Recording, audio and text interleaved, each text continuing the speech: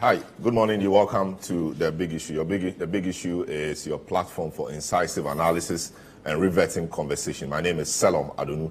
You're welcome to the program. The program, as always, is live, and your comments on the program are greatly valued, and we share those comments to the rest of the world. Your comments, you can send them to the WhatsApp number 020-444-7033, 020-444-7033, and we'll be happy to share that with the rest of the world. This week has been an interesting one, and a few things have happened. We want to deal with the major issues of the week, as always. Now, over the last weekend, there was this, I think, political parties engage in every now and then, a walk around the Kwewu area, specifically at Impraiso, where a comment which has been said to be incendiary was made by a Minister of State, the Honorable Bryan Acheampong, Member of Parliament as well for Ebetifi. In that statement, he sought to say, or at least the interpretation placed on what he said, was that the MPP will not hand over power to the NDC, quite categorically. That comment has now triggered a barrage of issues and a barrage of other commentaries from political actors, mainly from the opposition NDC, from civil society organizations, and from well-meaning Ghanaians. The NDC has gone ahead to petition the IGP and the boss of the CID to call the Member of Parliament in question, begin processes to prosecute him so that there will be sanity in our space. Indeed, the NDC cites the incident that happened at Swami, where one of their constituency executives made a similar comment, and as we speak, is before the court. The police, to the best of our knowledge, has not invited Bryan Acheampong. He has not been cautioned, and nothing has happened. What is happening is the police are aware that such a comment or a statement was made, and what kind of system are you building? Is the police interested in dealing with this matter at all? Is it a disturbing political language, we will say, ahead of 2024 elections, using Bryan Acheampong's comments as a case in point? We will also want to deal with the matter of the IMF deal. The IMF has been trying to help Ghana, or Ghana has been trying to get some support, 3 billion support from the IMF. We were told that March, during the board level meeting of the IMF, Ghana's case will be heard and decided. Unfortunately, Ghana did not or could not put its house in order in time before the meeting of the IMF. And as we speak, Ghana does not have a deal with the IMF, even though Ghana have a staff level agreement. The board level agreement, which will end or conclude the deal, has not yet happened. We are told that the next board meeting will be somewhere in May, and by May ending or June latest, Ghana will have a deal with the IMF. We want to ask whether, the IMF bailout we are seeking, really, we have a reprieve in sight for our economy. The finance minister makes us know that without the IMF deal, the economy may get worse and may come down crashing if that is not happening already. So we'll look at that generally and see what we can be doing. Now, the finance minister said he has done what he has to do, or Ghana has done what we can do.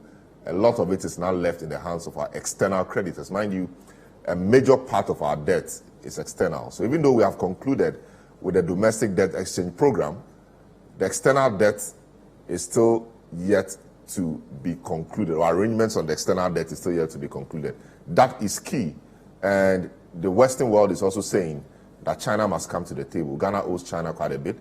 And if we are asking the Western world to help, China must also come to the table. Finance Minister was in China about 2 weeks ago, and he says that the discussions were fruitful.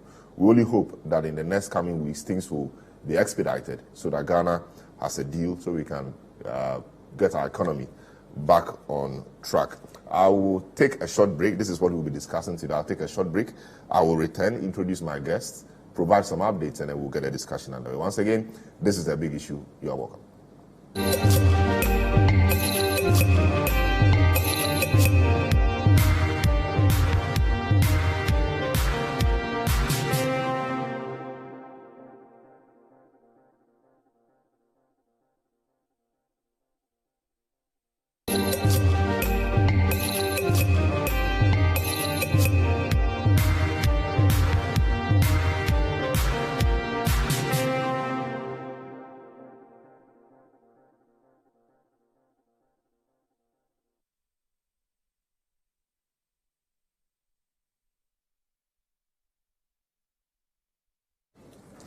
Yeah, welcome back to the big issue. My name is Salom Adonu. This morning we are looking at two main issues. The comments made by Bryan Acheampong, Minister for Food and Agriculture and Member of Parliament for Ebetifi in the Eastern region, which has been largely interpreted to mean that the MPP will never hand over power to the NDC after the 2024 elections is a matter that is engaging our attention today. We will also look at the matter of the IMF. The finance minister is in Washington. We'll be coming down very soon, trying to engage all people necessary in our quest to get a facility from the IMF. Indeed, the spring meetings happened, and Ghana, through its finance minister, tried to make a case why Ghana needs a 3 billion bailout by close of May 2023. We've been told that Ghana's case is being considered seriously. It's obvious that the West is trying so hard to push the deal through for Ghana.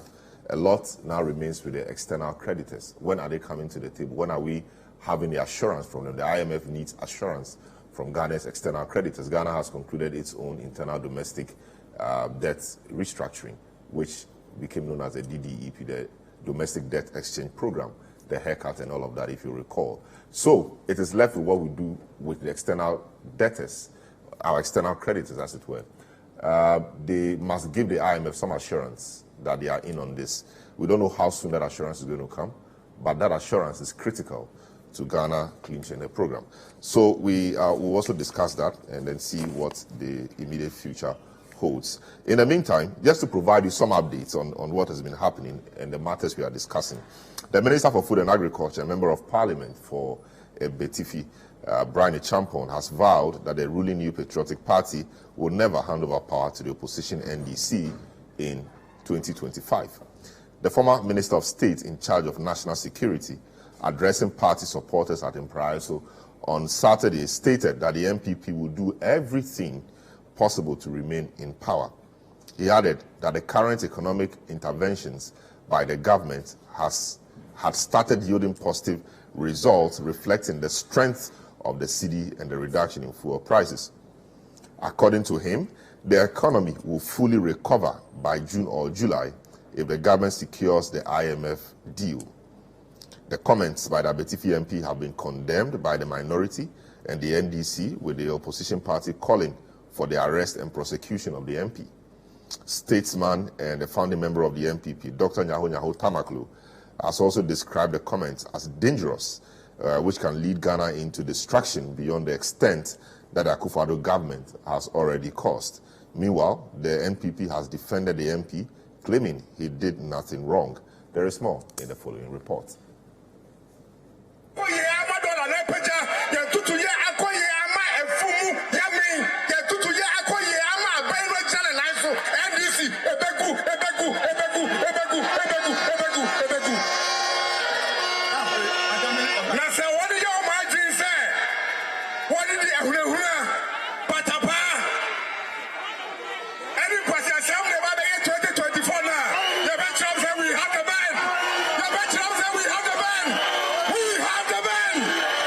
That is the video clip that has raised eyebrows in Ghana's political sphere since the weekend. The minister in charge of food and agriculture and the member of parliament for Ebetifi is captured speaking at a mega walk organized by the New Patriotic Party at Impraiso in the Eastern region, where he made pronouncements that the National Democratic Congress, the NDC, will collapse.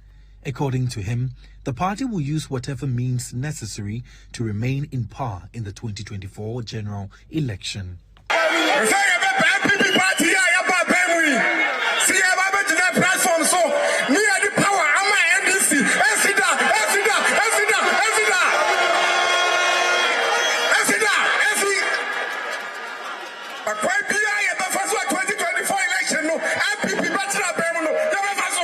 The backlash that followed Bryan Acheampong's comments have been unparalleled.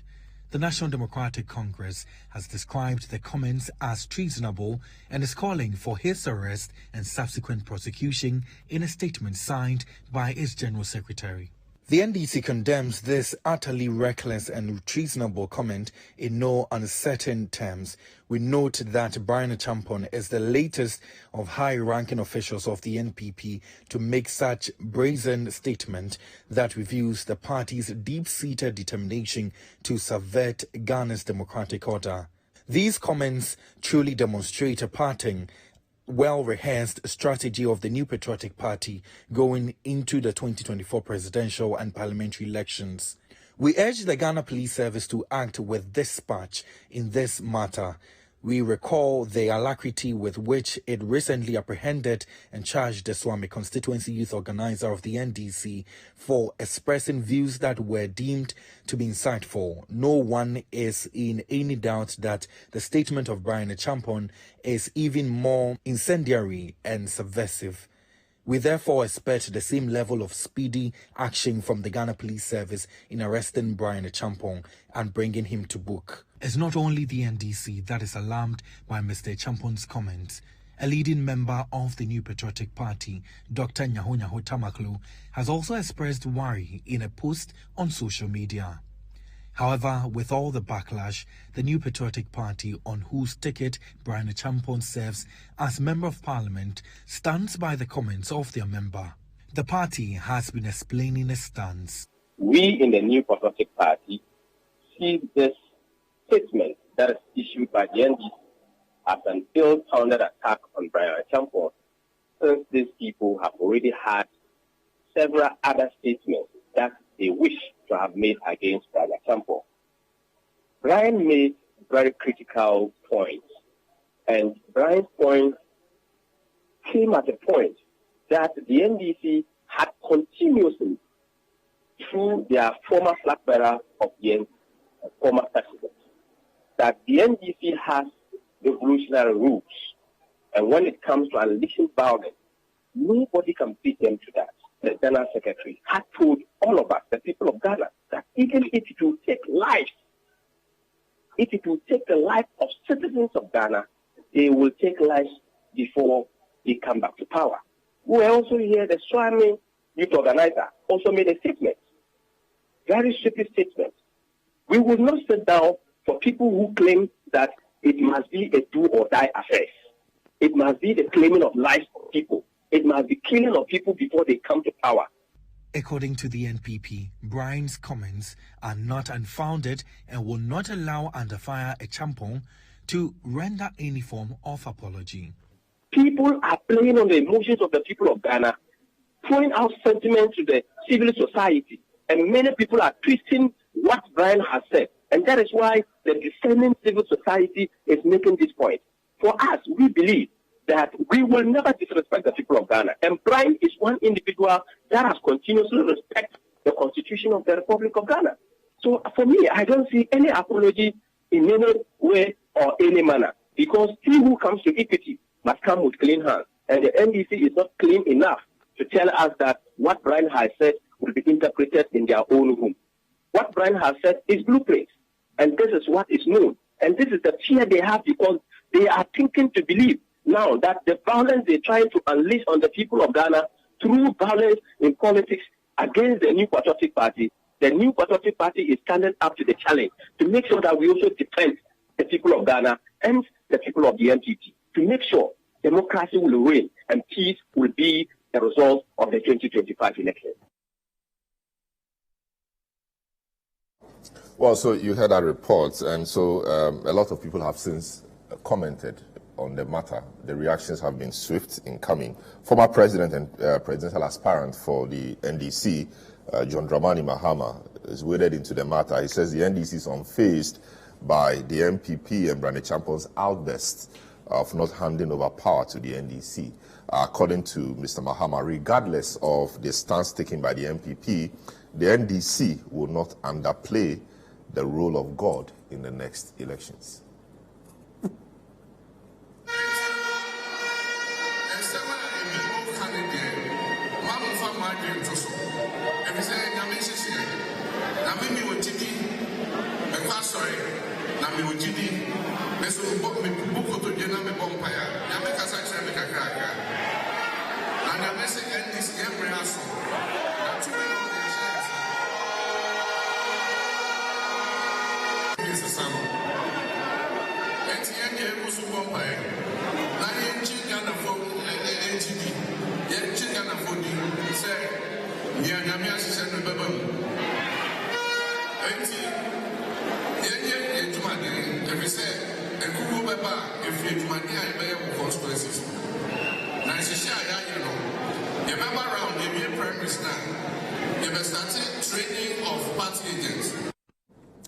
All right, so you heard former president and NDC flag bearer aspirants, John Dramani Mahama, speaking to party faithful in one of his campaign meetings there.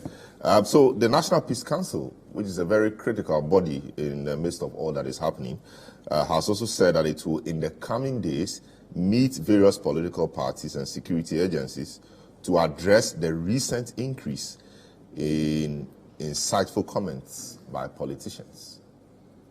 We want to use the opportunity we have now to appeal to the political leaders and the actors to consider carefully some of the discussions we've had, and also to look at how to guide themselves in terms of what they say and how they say it.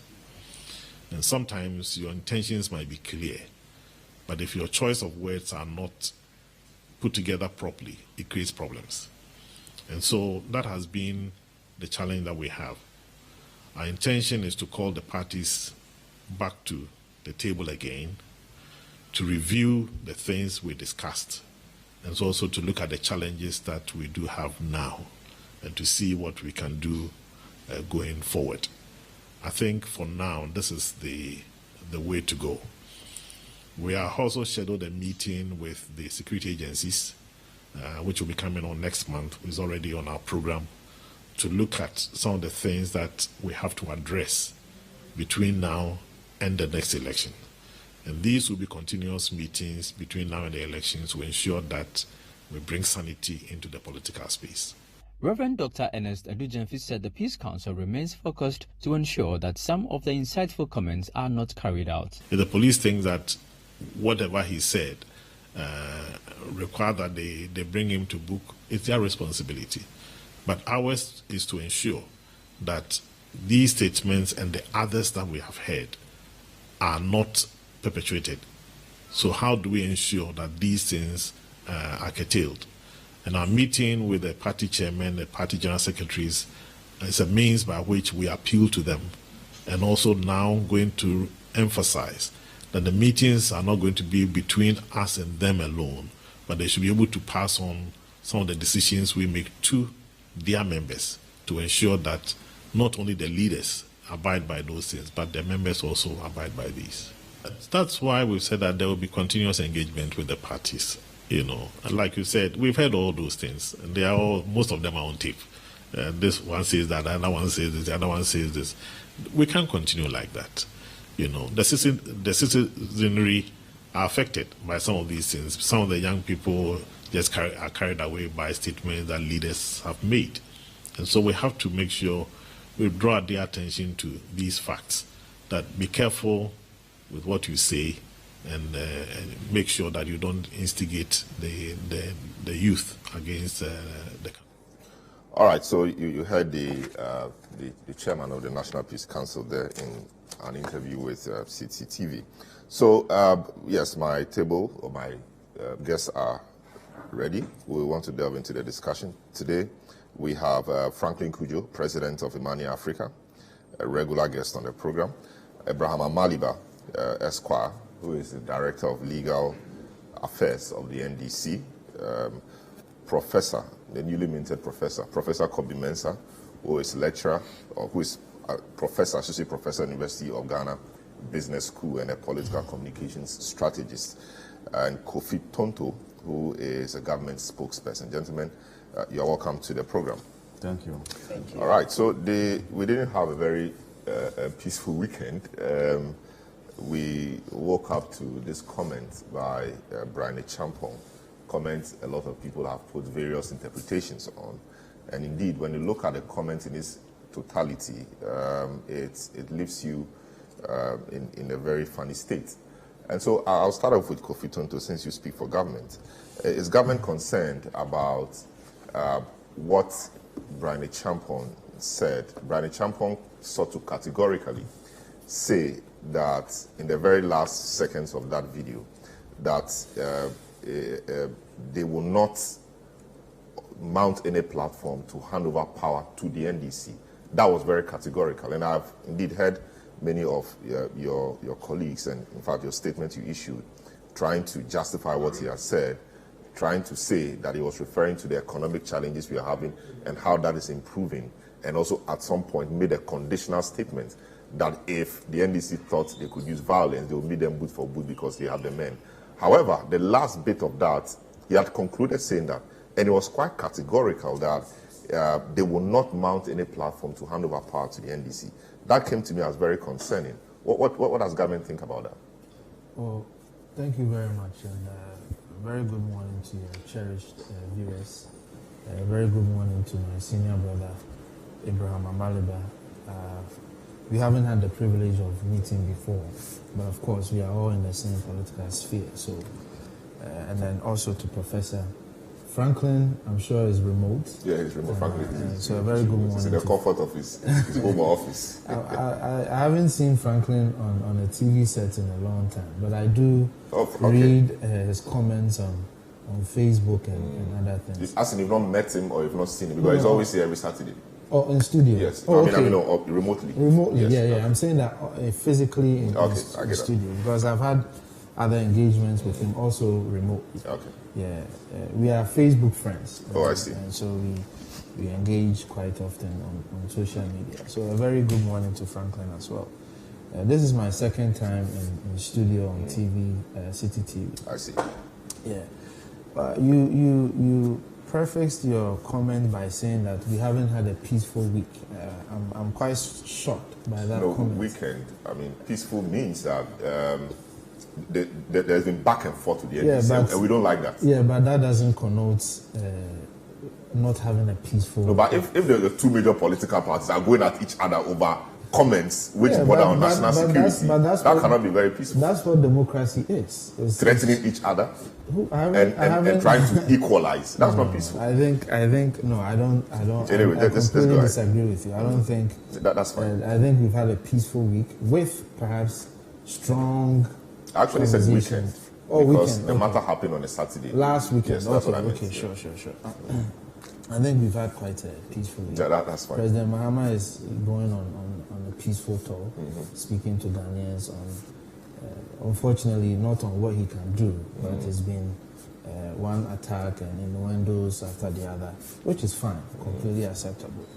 And you also said that we have justified. It's not a case of justifying. It's a case of explaining what the gentleman said. If you listen to everything he said and you put it in proper context, I don't think it was too far-fetched from... No, but that's justification. If you say that NDC has said boot for boot, etc., so this you have said, in fact, it's not said anything at all, that's justification. Okay. That's seeking to rationalize what he has said. Well, whether we seek to rationalize it or not, the point that I'm making is that what we have sought to do is to explain to Ghanaians what Bryan Acheampong tried to say.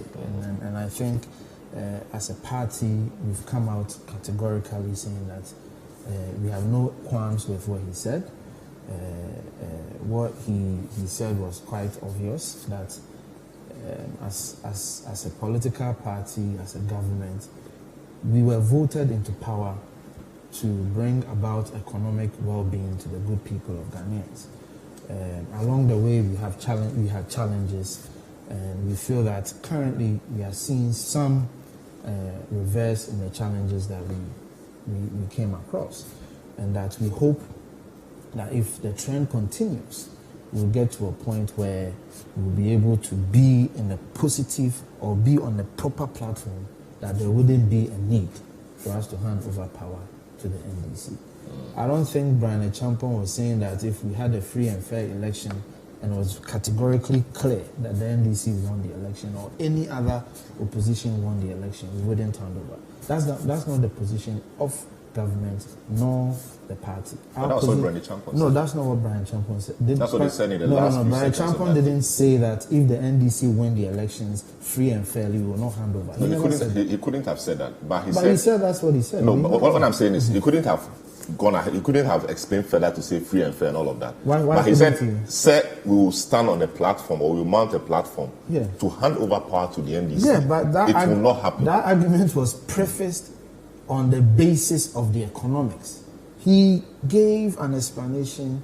He provided explanation as to why he thinks the NDC is gaining grounds. He said, in intrigue, he said that economic challenges in NDC more peja. Na nyame boa na yetimi wani a I mean economic ni year NDC who betwem. Clearly, everything he indicated. So he said that before.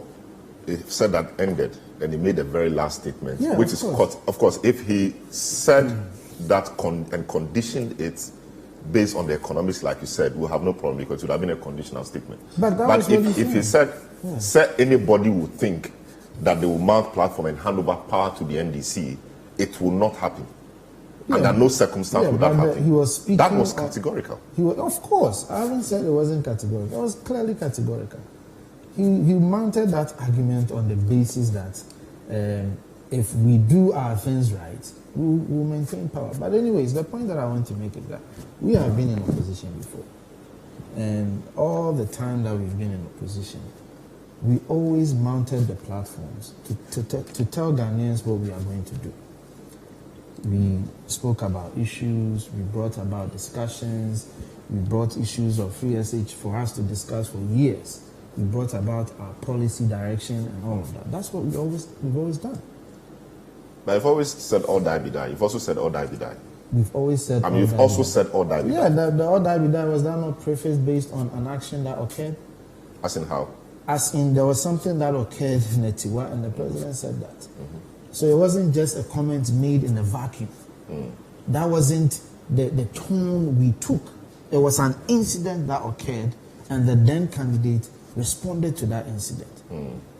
So that cannot be equated to 8 years of policy direction. I don't think that is the case. From time to time, then candidate Akufo-Addo, every single opportunity he got, he came out with policies. Then came Bawumia, who challenged the government on policies, on the economy. We are not experiencing that. No, but what was the point really? I mean, if you mount platforms, deliver speeches on economy, and now you are given the opportunity and it's not working, it's not happening. A lot of the things you said, you are going back to eat back your words. Taxation, production, now the taxes are even more, and we are not really seeing the production. I mean, what was the point really? Why should somebody now go to on a platform to do similar things only to go back again and not do what he said? The point that I'm making to you, which seems to be lost on you, is that we were in opposition and we had the opportunity. I'm also saying that was the point really, because you said there were policy propositions. Yeah. And I'm saying that those policy propositions, the speech and all of that you did, many have said have come to naught because you are in power and we are experiencing the worst economic times ever. Inflation recently got to 45%, declined, and we are jubilating. Meanwhile, you took over when inflation was around 16%. Nobody has jubilated. No, but of course, I mean, you just said the situation was getting better.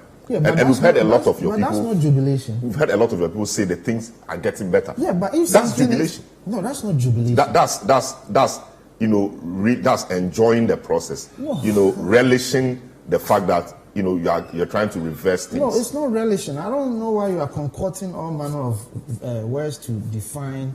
If something is getting better, and I say that things are getting better, that doesn't mean I'm celebrating. No, but that doesn't mean I'm relishing in that. Just make a point. Yeah. No, that doesn't mean that. It means that things were getting bad. We are seeing a reverse. As a government, we need to offer hope that things are getting better. That doesn't mean we are celebrating. And the point about things have come to a knot and so what? No. When you are running an economy, you don't expect things to go the right way all the time. We proffered ideas, suggestions, and policies we implemented such policies, and we all saw the economic indicators, which were on the right path. And it's not just me saying it. All the other entities have said so. And then we came to face a major challenge, and we saw a reversal in such trends. Now things are beginning to pick up again, and the government is just saying that things will get better. So how does that stop the fact that it was necessary for us to engage in policy discussions? If the NDC engages in policy discussions today, does that mean everything will be perfect tomorrow? No. But it is better to engage in policy and ideas. Why do we come on this platform? In a democracy, the idea is that you share ideas, you share suggestions. It is better than engaging in rhetorics that will lead to violence, which you said was worrying. So if an opposition for the longest time invested time in sharing ideas, why can't the current opposition do the same? But is it your case that they are not doing that? Can you tell me the ideas they've proffered? No, they've said quite a few. But Amaliba will do that. But they've said quite a few. Quite a few, like what? Amaliba will do that. But Okay. I'm sure But you are answering it that they've said quite a few. So I was hoping that you share. No, of course, we've heard about the big push. Even yesterday, the former president was in some parts of Greater Accra, and he talked about the fact that he will want to put up a team that will deal with issues of human rights and corruption, etc. That is a policy proposition. And these are policy. These are policy propositions. What is so special about setting up a team to fight corruption by a government or a past government? No, so you see, you can criticize or lampoon it for all you care, but that, in his view, will be a solution to a problem that we have seen. For example, the U.S. State Department, published a report which passed some damning verdicts on Ghana's human rights record. He was speaking to that, and he said when he comes, this is the policy he will use to deal with it. So you can't discount that. That's the point I'm making. Well, I don't see them to be cogent. Of course, I don't expect you to say you see them to be cogent. The same way they also castigated some of the propositions you made in opposition. I mean, I expect that, but really, the point I'm getting from you is that you don't seem to be worried that the comments that came from Bryan Acheampong, could cause any difficulty for the country now and even into the immediate future. I don't seem to find it to be worrying, primarily because, as I've stated here to you, the government's position is that if the NDC wins the election freely and fairly, we'll hand over power to them. That's not in question. If the NDC wins the election freely and fairly, we'll hand power to whoever wins. It's not an issue in question. I was only trying to tell you that the gentleman was speaking based on certain things. He prefaced his argument with certain arguments on economy, on issues that the NDC had engaged in, and said, if. So I don't see how that should be a major issue, really. All right, let me tell you why that has been considered a major issue by people. In considering, people have said it's political talk, but in considering matters of political talk, sometimes you need to look at the person making the comment, the person's capacity or capability. Bryan Acheampong, we know of, what his role was in the Ayawaso West Rogon constituency by-election and all of that, and the team he authorized, according to the commission's report, that he authorized the team to go to the place and do all that they did. So if such a person today, with that record, is telling you that they will not hand over power, that should be cause for worry. That, I'm sure that is the underlying thing. If maybe you said that, well, maybe you don't even have the capability or capacity to do that, so we treat it as political talk. But if somebody who has a security background, is the Minister of National Security, not just that, is led and authorized a team we've never seen before in mask for the first time in our country, in mask, storming a polling station, did all that they did. If that person is telling you this today, you need to be worried. Well, if that is your argument, President Mahama has been a president before. He was the commander-in-chief. And President Mahama is going about saying that they have revolutionary roots, and when it comes to violence, nobody can beat them when it comes to violence. Can I say that? No, but why did he say that? Because when I made a comment about the order bidder, he said it was in specific reference or response to something that had happened. So why did he say that? Did he say that out of a vacuum? You can tell me why he said that. No, but you mentioned it. So no. I'm telling you what he said. Yeah, and I'm saying that what triggered that? Because I don't know what triggered obviously, it appeared he was also responding. Responding to what? No, I don't know. But you just told me that the order with that comment. No, he wasn't responding to it. So he just said it in the because at that time, I don't recall whatever violent occasion that necessitated him to say that. I don't recall that. Okay. Nevertheless, he was the president. He could have said anything else. He could have said that we will send the police. He could have said that we send the military. But he said, we have revolutionary roots, referring to the NDC. So, even if someone made a comment, I don't think that was the appropriate way for a president to respond. Remember, he was a president at that time. No, he wasn't a president at the time. When he talked about revolutionary roots, I'm not sure he was president. He was, I'm sure, responding to the incidents of the last election, when a number of people were killed, and to this we've not really heard anything. And the U.S. reports, sadly mentions that as well. But I think your point is, let me test the views of your colleague Amaliba on this. So, Honourable, you guys roundly condemned the comment from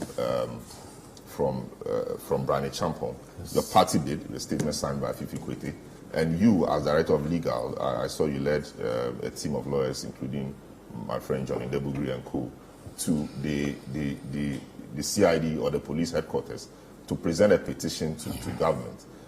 What exactly did you intend to achieve with all of that? The NDC appears to be crying the loudest when you yourselves may not be clean after all.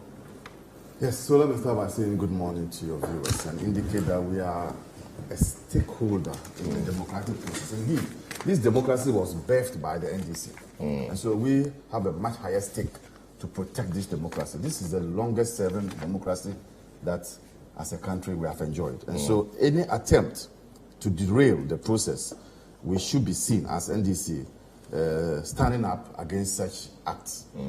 Now, we all heard Bryan Acheampong's unsavory comments over the weekend in Ko. It was my expectation, the expectation of my party, that the police administration, because this was a viral video, the police administration itself would have invited Bryan Acheampong and at least let him justify what he said. Just as how they did to our youth organizer in Kumasi. When our youth organizer was invited, that for me was the beginning of a red line drawn by the police administration.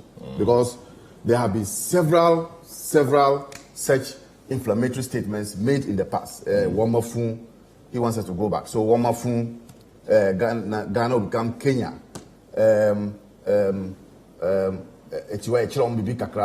In that one, the president actually indicted himself. Yechiroma means that he was part of it. Yeah.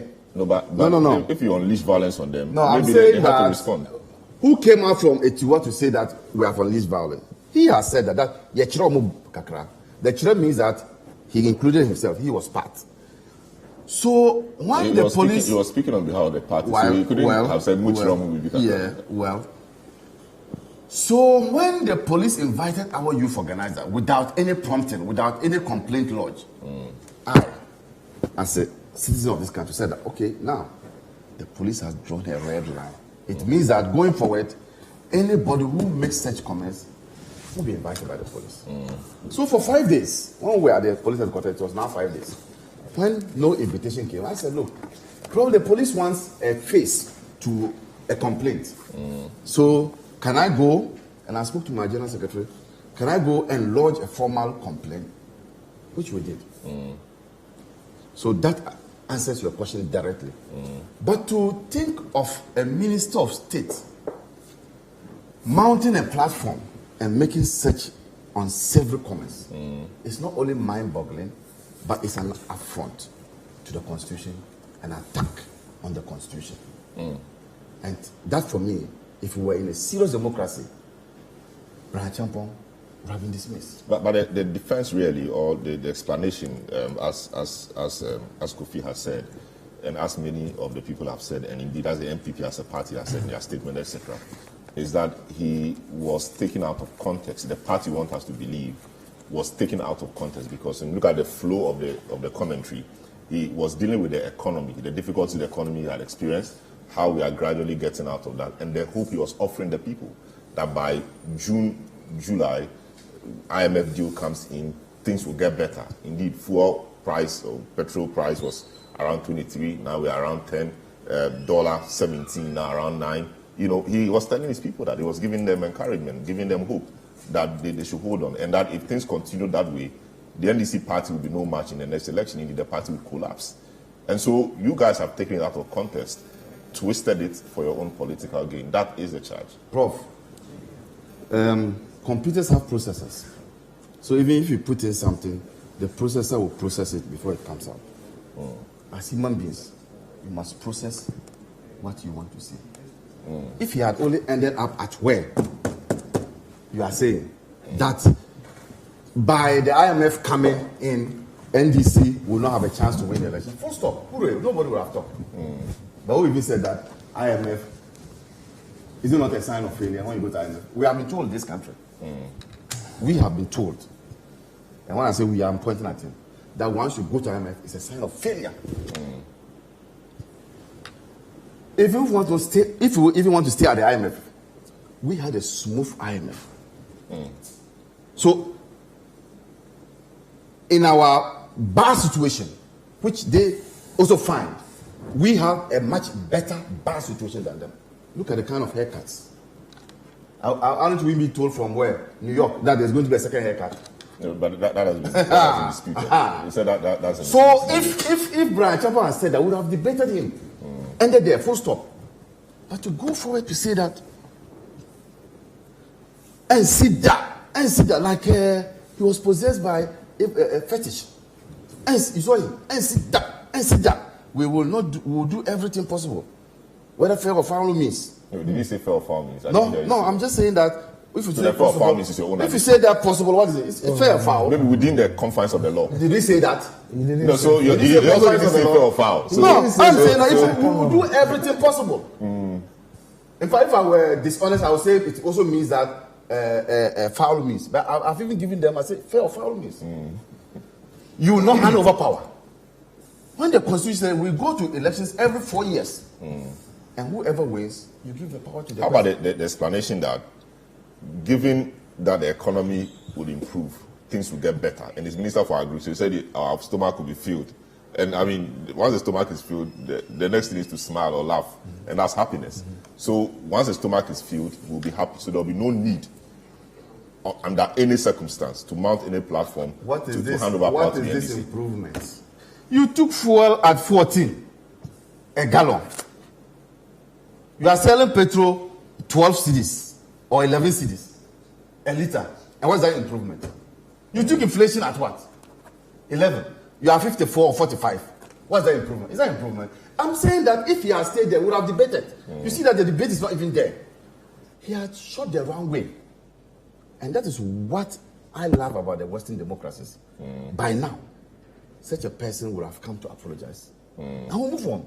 But look at what they are doing. I thought that he coming from government, I was thinking that there was going to be a dichotomy between party and government. And then the government would say, oh, but I've heard the party. The party has said, oh, they are supporting him. I thought that he coming from government and not speaking for the party would have elevated the discussions to a point that we will say that, yes, as for government does not totally... Look, is it only the NDC that is crying foul? It's not only the NDC. The Peace Council is an appointee of the MP, of the government. The man has clearly indicated that if this borders on criminality, the police should do its work. And he condemned the comments. Condemnation, I'm told, also condemned that's coming from their stock. Coming from their stock. Every well-meaning Ghanaian, apart from the NPP, is scandalized at such comments, or the comment made by Bryan Acheampong on the Easter holidays. Then you have a government spokesperson who will not listen to what the opposition says and says that we have not proffered any suggestions. How is that? Are you oblivious of what the former president has been saying? Why? If you say that Article 71 holders, there's an issue that we are paying too much of Article 7 on holders, and that when I come, I'll start with the executive. Is that a policy? How is that a policy? It's a policy proposition. Hey, that's not a policy. Hey, look, what is a policy? A policy is brought about to deal with an existing situation. There's a mischief, which mischief does not sit well with the people, or people are complaining. Then you proffer solutions. That, for me, is the policy. This policy, you say it's not a policy. I will start with my executive to ensure that every worker is on the same wavelength. You say that's not a policy. So, what then is a policy? For them, a policy is sloganeering. One this, one that. One passenger, one truck, one this, one that. And yet, when you come, you are unable to implement those things. Maybe what he's saying is, for example, when MPP was in opposition, we knew the issue about the free SHS. It was quite clear from the beginning that the MPP under Nanado was going to do something like the free SHS. And true to their words, they've done it. We can debate the quality and everything, but they've done it. Somewhere along the campaign, we knew that they wanted to do something around one district, one factory. And they've done it.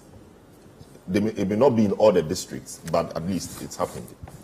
One village, one dam, and all of that. You may call it sloganeering, but it's policy proposition, but must be put in a way, and I'm sure Prof will deal with that, must be put in a way that will be catchy for the public to be caught with it and identify with it and jump onto it for political gain, which they did quite well.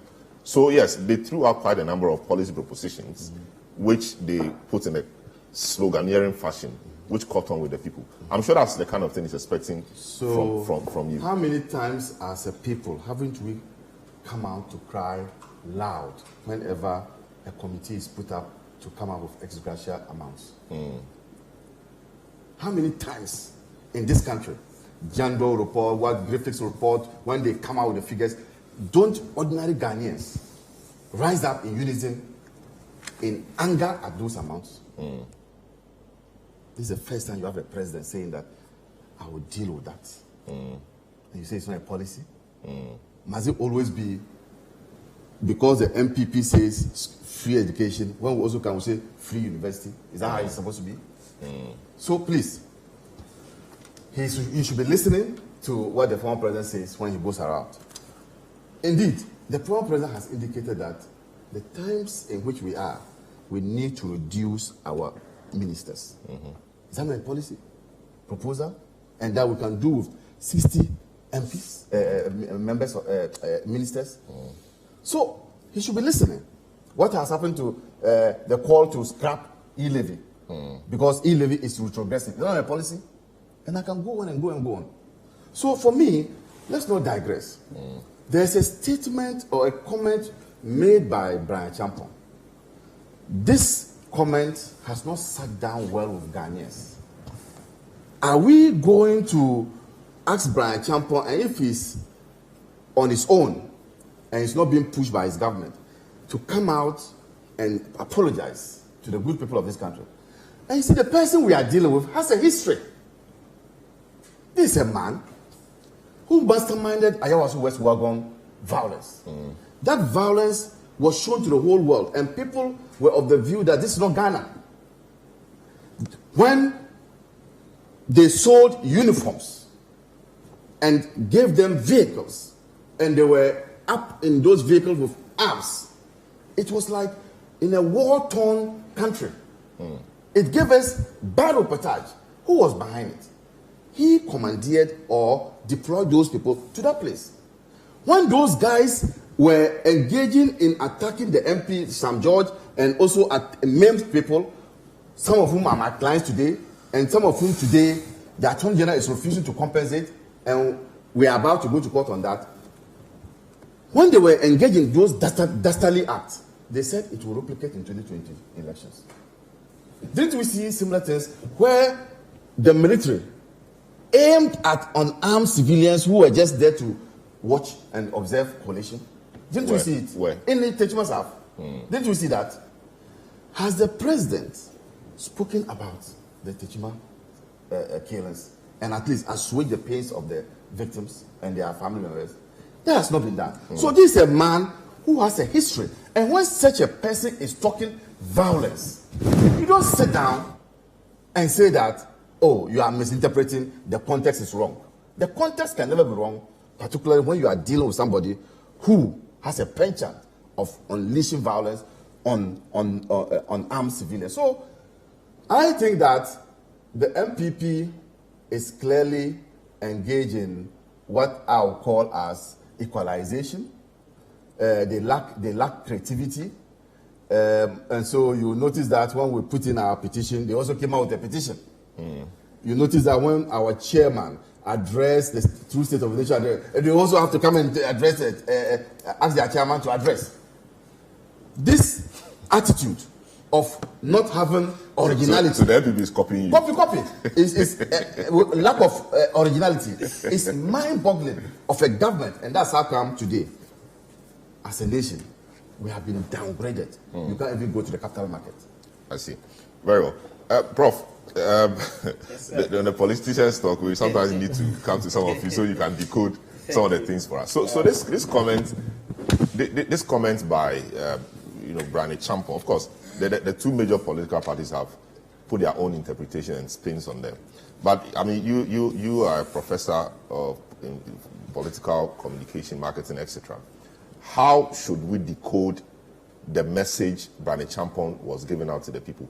And can you help us also deconstruct his psychology at the time he was doing so? What should we take out from that? If I was in a crowd or watching him on TV, what do you think would be my, how was I going to receive that? Okay, thank you. Right, thanks for having me, and thank you for sharing a platform with you guys. I'm honored.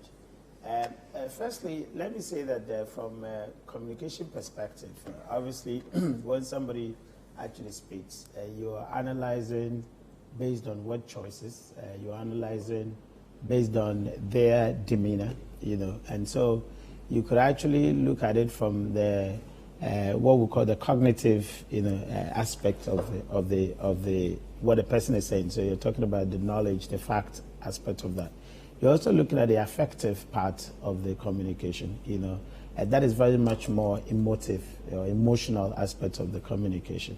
Now, I think that from a political communication perspective, which is very specific to politics, I was a little bit, well, not a little bit, but I was very concerned about it. In fact, I actually, wrote a piece about why I think that the politicians must be careful of what they say on many levels.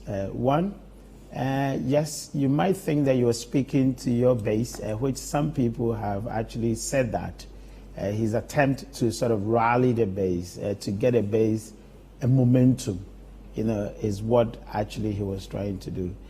I think I disagree, because if you want to give a momentum to your base, there are so many ways you can do it.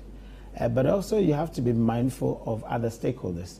In a period where we talk about mediatization, where the media is at the center, whatever you tell people, even in a room, within the political context, is not meant for only those target audience, but for the broader political space.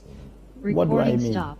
In political communication, unlike in commercial communication, where you can speak to your consumers and perhaps the other person, whoever doesn't buy your brand, does not mind.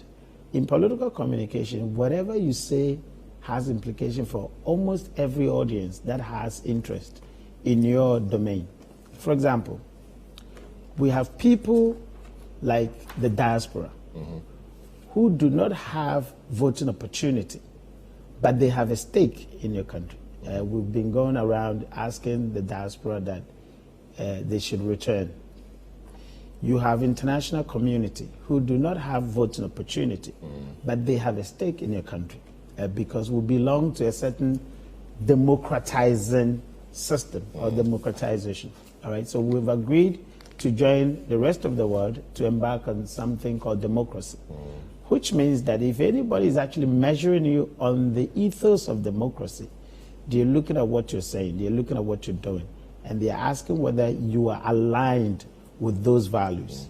Now, we're speaking to young people who are below 18 years, who do not have voting opportunity because they don't have voting right, but they have a stake in the system, and they are profoundly learning from us and thinking what is right, what is wrong, based on what we say. So if we start saying those things with no consequences, invariably what we're telling the young people is that it's okay for you to speak that way. And I'm very, very sure that we would be concerned if in our private moments we heard our young people speaking that way as a reflection of what they've been learning from school. All right? I mean, I just organized a simulation, political simulation with what we call judge, where I do what we call I'm an adjunct there.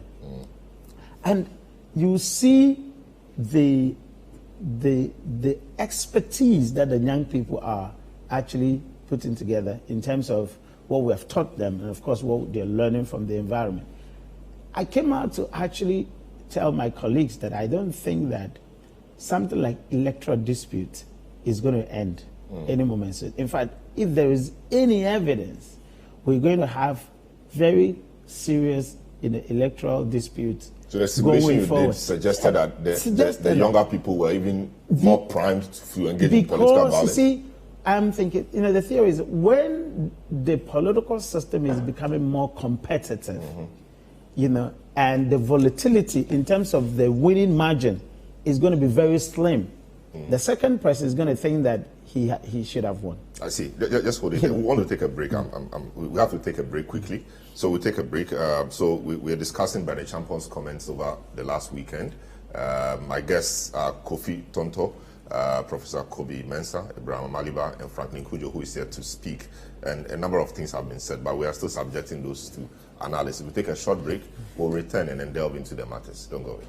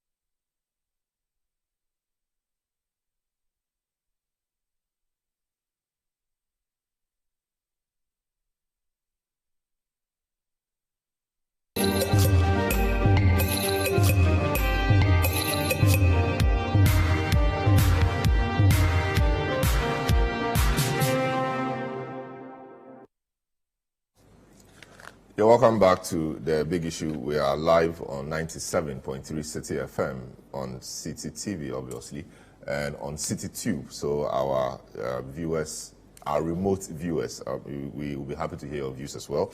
As I stated, your show is live and interactive. You can join us with your comments on 020-444-7033. A very big welcome to our TV guests, viewers as well. And then we are discussing two major issues. One has to do with the comments by Bryan Acheampong on a political platform when his party organized a walk in the in Praiso area over the last weekend. Many have said a lot of things. The NDC has condemned it roundly. Indeed, the NDC has gone ahead, led by their Director of Legal Affairs, who is in the studio, to petition the police service or the IGP to take action on the comments. They reference what happened in Swami, where their youth organizer was quickly picked up and is being prosecuted for making similar comments. They think that the playing field should be leveled.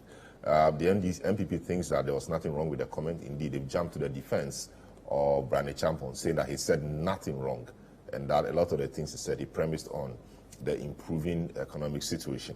So that's the state of affairs, but we're trying to look at all of that. Later on in the program, we'll deal with the issues of the IMF. The improving economy has a lot of things to do with the IMF.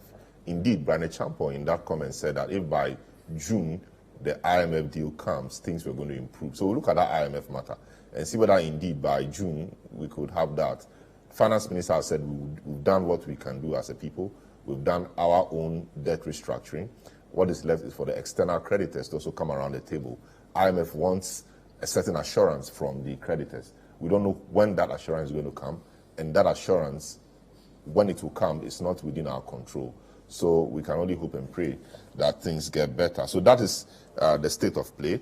My guests, Franklin Cudjoe, Abraham Maliba, Professor Kobe Mensah, and Kofi Tonto, who is a government spokesperson. Abraham Maliba is the Director of Legal Department, Directorate of the NDC.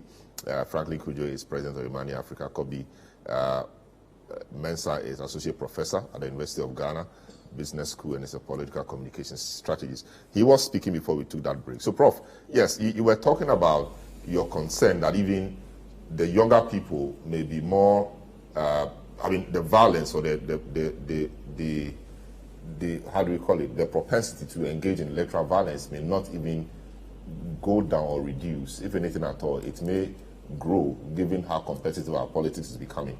But that really is a concern you were sharing. But I think the next question really would be that has that got anything to do with the systems we put in place and how much trust we have in the system? So, for example, if we trusted our systems and the process, and in the end the system generates an outcome, wouldn't that have reduced the difficulties? Okay, so the reference point wasn't to violence, was disputes. Disputes, okay. In terms of results, disputes of results. And I was using that as an example of, the learnings, because we say that the media actually shapes, our behavior, our thoughts. And so if someone actually does something or says something, especially from political communication perspective, which is likely to actually be distributed by media, it means that the young people have the spaces to learn. And so we have to be concerned about what we do that would make them learn those things, because they're watching us. And so I was talking about the various stakeholder groups and how some of these statements actually have an impact on them. And so we have to be careful that whatever we say, whether we want to energize our base or we want to actually target the opposition, it is not only these two actors, our base and the opposition, that we are speaking to. We're speaking to a very broad stakeholder base. And I have always said that it looks like the politicians, when they're speaking, they're shadowing each other. It's as if their communication is meant for the other side, without considering the context of the communication being for everybody else within the political space. Because unlike commercial communication, with political communication, whatever you say, whatever you do, has a communicative meaning, references to the rest of the stakeholders, whether they have voting opportunity or they don't. Because not only you, NDC, MPP, are in the political system, you have the media, you have international community, you have diaspora, you have young people over there. So whatever you say or do has, that communicative impact on the rest of the, stakeholders. So you do not have to mirror yourself and say, because NDC did this, I'm also going to say that. Because that communication is not meant for only NDC's consumption. It's meant for the broader society's consumption. Is it not to give confidence to your people that the NDC, for example, is going about beating war drums, for the lack of a better example, beating war drums, and you are quiet? Your base will be intimidated. So you also have to come out and let them know that you also have the drums. You are capable of beating same. That is why difference is there, we talk about differentiation. And remember that we've talked about being a democratic state. All right. So granted that the NDC is doing something or using languages that are undemocratic, you have the opportunity to demonstrate to your people that we have chosen a different path, and that is the difference. And so you speak from a democratic values, as against your opponent who is not speaking democratic values. And then you can use that as a point of difference to tell the people that they can speak this way, but for us and our ethos and our values, we cannot speak this way, but we have to act this way. Don't forget, when we started the democratic processes, the MPP in particular used to use certain words: due process, all right, democracy, development and freedom. They used to use certain word choices that carried the spirit and the philosophy of the party. Now, when we say that because NDC had said this, and so we have to match them in return of the same language, where lies the values that you used to protect, you used to speak strongly for, and you used to think that you could instill in your generations, those kinds of values? Where lies that? Now, remember, political parties are agents for recruiting leadership for the country. They are the only instrument. I mean, I can practice as a banker, I can practice as a lawyer, as a accountant. It would never get me into political leadership. If I want to be in political leadership as a regional minister, then I've got to be on a platform of a political party, groom me, all right? They have to groom me. They have to make sure that I conform to the ideals, ideologies, and the values of that political party, through which I can then become what? A regional minister. So the political parties are agents for recruiting leadership and grooming leadership for this country. If those agents are not actually playing the kind of role they must in terms of what they say, in terms of what they do, we have to be concerned. Now, I've talked about the idea that we seem to be at the state of what we call entropy, all right? When people talk about entropy in communication, we're talking about degeneration. Right. Now, people talk about we growing in democracy.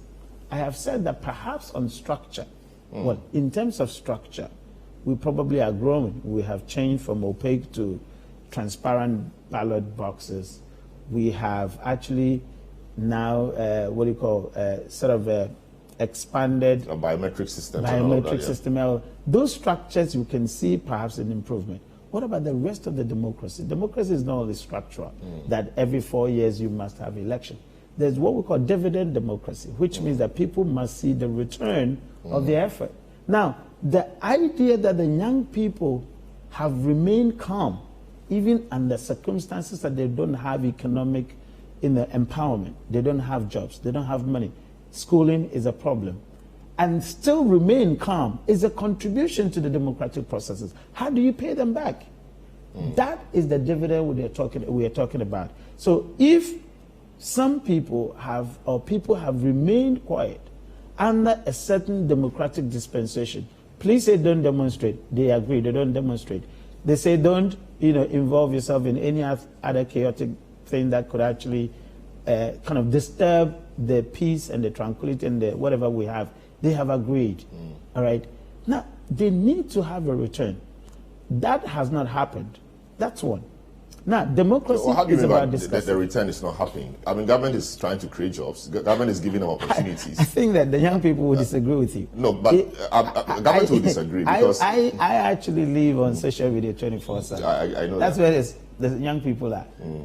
Go and check. A lot of people. Government is giving them free education. They don't see it that way.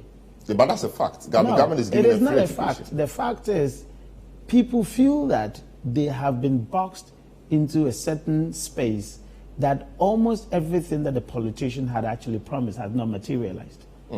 When a business says that they're going to sell you water, this container with a fluid in it, and it's supposed to be blue, when you buy it, it is. Now, in politics, it hadn't been the case. And I was talking about what we call, EDT, that is expectation disconfirmation, theory. You have sold to the people through your adverts that you're going to actually produce this. And when they buy, they're supposed to have a certain satisfaction. Exactly what they expect. Now, if they buy and they even get more than that, it's been disconfirmed, they get excited about it. And this theory does not make room for external difficulties or shocks. But you knew for example, that before these shocks, maybe things were a certain way. Yeah, but you knew it. And that's why in the political communication spaces, you could come back to the people and said, guys, I promised A and B, there are differences, and then you show remorse, and then you articulate how you're going to actually resolve it in a day that you don't defend. But we've done that. We've said because of external shocks, COVID, Russia, Ukraine, I mean, things have not worked. In fact, in the Bryan Acheampong video, he said things have not been well. My point is that other countries, people can see what is happening over there. So you're not the only person in there. So the point, I don't want to digress, but the point I'm making is that the young people don't feel that the politician had actually fulfilled their side of the bargain. Because democratic dividend has or could it be that the young people you talk about have, an overbloated expectation of the political class? Who did that? Who did that? Is the politician. You go out there, you sell, you advertise that this is what I can do for you. Exactly, that's what they expect. Nkrumah said that if I knew that the people wanted, milk through the pipes, he would have done that. Even what he did, all right, still got him out of power. And that's one thing I want to tell the politicians. Even when you had actually satisfied, so to speak, your promises, it's not enough to guarantee you winning the election. I see. Otherwise, Clinton would have won, Al Gore would have won in their contest. Because at that time, U.S. had one of the best, employment records. The economy was absolutely doing well. What happened to Al Gore? He lost the election. I see. So having fulfilled does not actually mean that you will win the election. I agree with you largely. But I don't think the overbloated expectation is only political promises only. Don't forget, we live in a global village. So people see things. And so sometimes the expectation is informed by the things they see. I agree. Through videos and other things. So I get your point. But to a large extent, blaming it on the politicians is there. Because I recall that in one of the campaign messages, John Bodu, then General Secretary of the party, said if they came, if I was acting General Secretary at the time, when they came, there was going to be so much jobs that they were going to import people to Ghana to work. I'm not so if you tell me that, I'm not disagreeing. I can't even find a job. I'm not disagreeing with what politicians he said that in addition. I'm saying that in addition, sure, we have that overbloated expectation. Because you see, there's a young gentleman on TV, the expectations he's selling to Ghanaian people, Ghanaian youth, for someone who has lived in the US for 21 years, is completely not true. For somebody who's gone there for just a year or so, and the expectations he's selling. Which gentleman are you talking about? Well, I don't want to.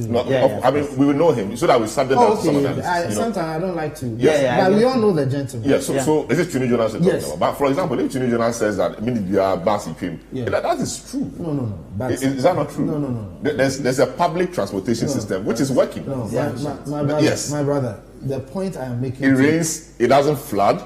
That's not true. That's not true. Wait, it doesn't rain for 10 minutes and the whole place floods like we see at SEC. My brother, it's been a perennial problem. It's not true. That after 10 minutes of rain. If somebody stands in the middle of Times Square and sells you a story in Times Square, that's not a story 20 minutes away in the Bronx, in Brooklyn, in Yonkers. I mean, go to the inner cities of America. Why is that not his reality then? No, I'm saying that reality, he's standing there. Does he live in Manhattan? He doesn't live in Manhattan. Well, we don't know. I don't know where he lives. My brother, an apartment in Manhattan can go for as much as $6,000. No, but he said he's making money. I don't know how much. Because of that, he can't be there. No, but do you believe he lives in Manhattan? The point I'm making is that is not the reality he's selling.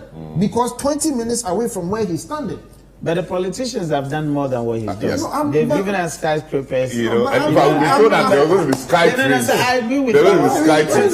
So the point he's making is that in addition, not only the that, politicians, but I'm also saying that a large part of that, is based on the expectations. We can appropriate the percentages. That's right. But I'm saying that. So I want to bring in Franklin. I'm sure he's been trotting on the sidelines. Franklin, welcome to the program. Bryan Acheampong, that's the subject matter of discussion. Will you treat what he says or he said as mere political talk, and so we are all just talking, wasting our time? We have to treat it as political talk, like what is it? Aiko to senior counsel Aiko to said some time ago of the conduct of John and one other person, that when they are on the political platform they are possessed by Igbeshi. So should we just say that Bryan Acheampong was possessed by Igbeshi and then let it pass so that we concentrate and focus on our day-to-day activities, how to put bread on our table and all of that? Well, good morning, Salam. Good morning to my good friends in the studio.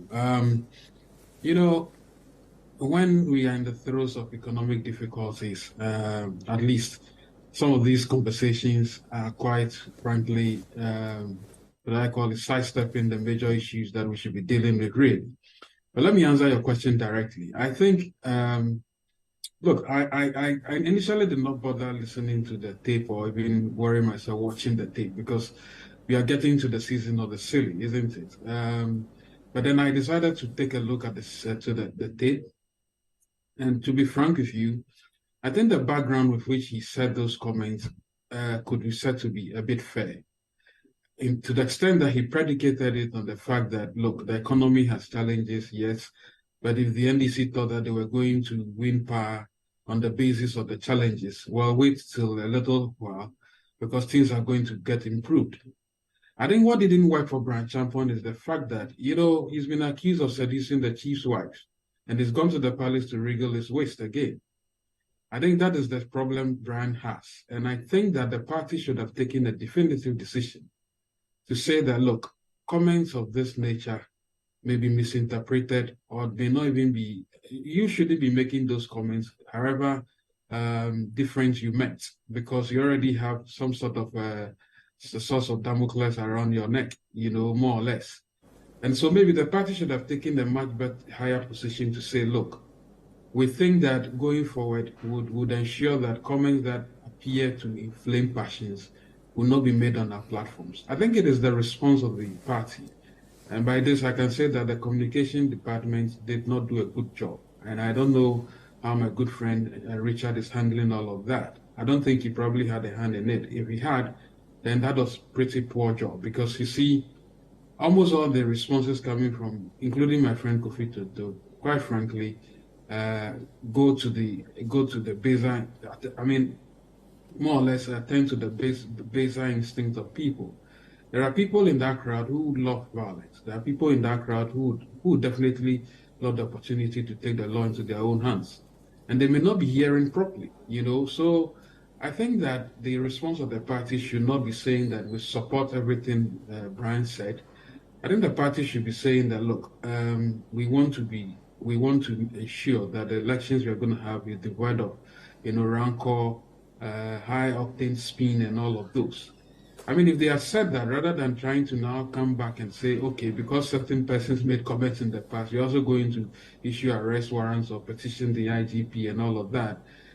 That was what made a lot of people angry. But I was quite angry as well, because I thought you could have explained all of this away by saying, yes, maybe in the moment of joy, he probably made statements he shouldn't have made. But we would ensure that we'll never, I mean, going forward, all political activists, including ministers of state, will be guided by the party's higher beliefs, which I think my good friend, the Prof, has mentioned a while ago about development and freedom. You know, I think the party has had great people who stand on platform to speak must learn to emulate. And I think that part of the history of the party should be brought back again as maybe lesson notes for people who decide to speak on political platforms, including the young ones as well. But otherwise, I think we should ensure that politicians do not make statements that are quite that result in flaming passions. And rather, I would say that the times we are in call for much more structured conversations around our debt, call for much more structured conversations around how we get out of the hole. We still don't even know how we're going to get the IMF deal, right? And so these conversations should be the ones guiding us rather than politics of rancor. As I said, if you ask me honestly, yes, I think that the statement originally sounded to me that it was predicated on a background, which seemed to be fair to me. As I say, it is the person who is making the comment. But the latter part of the comment, if you divorce it from the original comment, that the background comment, you definitely get the picture that is being presented positively, by the way, because we do not want these kinds of, commentary in our body politics. But do you have to divorce the first part of the comment from the second part? I thought, you shouldn't. That's exactly the point I'm making. You really should. You really shouldn't. And I'm saying that from a very, very objective standpoint, really, given the environment, given the platform we were speaking at, the initial video I saw did not include the background statement, right? So when I saw the full statement, I said, okay, well, it is not too difficult to comprehend why you may have said those latter parts. But again, maybe they spoke with such gusto and such bravado that, if you listen to just that part of the statement, you would have had the interpretation that we are all trying to deal with right now. I see. So you also made a point that, we need to ensure that politicians don't make such comments just like that and go out with them, yeah. Even in the context, the economic difficulties we find ourselves in. Our minds should actually be focused on how to get ourselves from this. The question is, how do we ensure that politicians will do what they want to do? That is why we have state institutions mandated to perform certain roles. Here we are, the police service, even upon a petition, has not even attempted, at least for what we know, to call the gentleman to order. Are you expecting that to happen, or you think that will never happen? Well, again, the police is probably taking a position that I suspect. We haven't heard from the police, so we can't say that they have decided not to speak at all. I suspect they may probably have been in the process of speaking to the gentleman when the NPP also brought their petition. If I'm a GP and I see these kinds of back and forth, I probably will have to advise myself and probably wait until tempers have cooled down before I act. Because in the heat of the moment, given that the politics of our country can be very, discordant, I suspect that the police hierarchy is taking a position that says, look, we'll rather wait, we'll let tempers cool down before we act. That's the position I would have taken if I were the IGP, by the way. I don't know what he would have done, but I think this is the reason why you probably haven't heard from the police. But you see, like I said, I think the NPP itself should know better that in these times, a response that should have come, because they are not only speaking to the NDC party. The response should have been much more edifying to say that, look, we do not want to be distracted from the business of trying to fix things we have actually run aground, and that these are the things we are going to do, A, B, C, D, so that we will let the other party, if they want to continue making treasonable statements or treacherous statements, Ghanaians will decide between those who make such statements and then those who are trying to fix problems. Somebody must be putting on the adult pants in the party right now. And I'm saying that's the position the MPP should have been taking, or even the communication department or whoever is speaking on behalf of the party should be taking, rather than the bravado and, quite frankly, poor communication that they have attended to this matter after I came forward. But for the police hierarchy, I would have thought that, the best decision now is to wait for tempers to cool down. Because imagine they had invited Bryan. You probably do not know how the party hierarchy the party rank and file would have responded. Probably go and mass up at the police station and all that. You don't want to encourage such ugliness, really, right? But where then do we draw the line? When somebody did it, you were swift, you called the person, you are prosecuting the person. Somebody else has done it, and we have to wait. And so, doesn't that create a sense of inequality? When a small guy does it, you are swift to punish him, but when a big guy does it, you want to look at it again. Won't that sense of inequality rather hurt us in the end than what we are trying to do? Well, that is if you are trying to accept my, or you do not want to accept my interpretation of the incident, by the way, because I'm saying to you that what I heard, I mean, eventually, for me, even though the end statement, if taken in isolation, would have meant that the gentleman was on the wrong path, I thought that the background of which he predicated the comments could be tend to be fair. But, of course, the NDC activists went a bit overboard. But you see, my good friend Amaliba said something. Maybe it's time to draw the line, and we've drawn the line. All I'm saying is that I think you need to be cautious in the way we interpret this matter so that we don't inflame passions. Unfortunately, the NPP is also encouraging the responses that are coming from the NDC further. As I said, it's quite frankly annoying to hear them speak and defend the comments in a manner that is not quite edifying. As I said, the best thing to say is that, look, we want to be guided by fixing the country, the things that are not well in the country. That's what we should be focused on, rather than trying to explain and say they want to come to the defense of statement that many people see, frankly, as quite, a pariah. I see. Let me come to Kofi more substantively.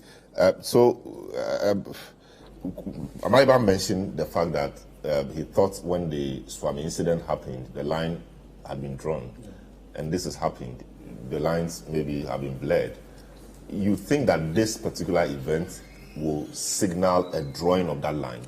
The commentaries that have come from this, the condemnations and the justifications, all of that, you think that for you politicians, next time when you mount the platform, the events of the last few days will work on your mind so you are a bit more circumspect and more responsible in the things you say? Okay. Well, let me do this quick exercise. Let's assume, and Prof, I would love your feedback on this as well. Let's assume without admitting that what Brian said was wrong. Just an exercise. It is still completely different from what the gentleman in Swami said. And I'll read what the gentleman in Swami said. And let's juxtapose the two. The gentleman in Swami said, the NDC cannot win elections against the MPP through a free and fair process, except through violence. We will visit mayhem on the MPP because it is the only way to secure victory. That is what the gentleman in Swami said. Now, what was the background? Now we're talking about background. No, I also heard the gentleman. Okay. The gentleman said, and he was speaking with the background of what happened in Techiman South, that in the course of the election, we've seen 8 people die. In fact, killed. The U.S. reporter said that the violence, to some extent, was sponsored by the state because there were soldiers involved. So soldiers kill people because of the election. Today, nothing has happened. No, everybody's quiet. The verdict has been decided or has been given. Now, doesn't that tell the ordinary person that it appears the only language that the system understands is violence? So you did it to us, no response, no reprimand, nothing. It means it's accepted or acceptable. It's not accepted. It's not accepted because democracy defines what a process should be. So and the democracy is also about accountability. Yeah, of course. What has happened to but the democracy does and do you know that that your first deputy speaker of parliament, when he was asked about this, said they were criminals. And so criminals must be dealt with the way they ought to be dealt with. My brother, we will come to all of that. The point that I'm making to you is that in democracy, there are solutions and there are processes.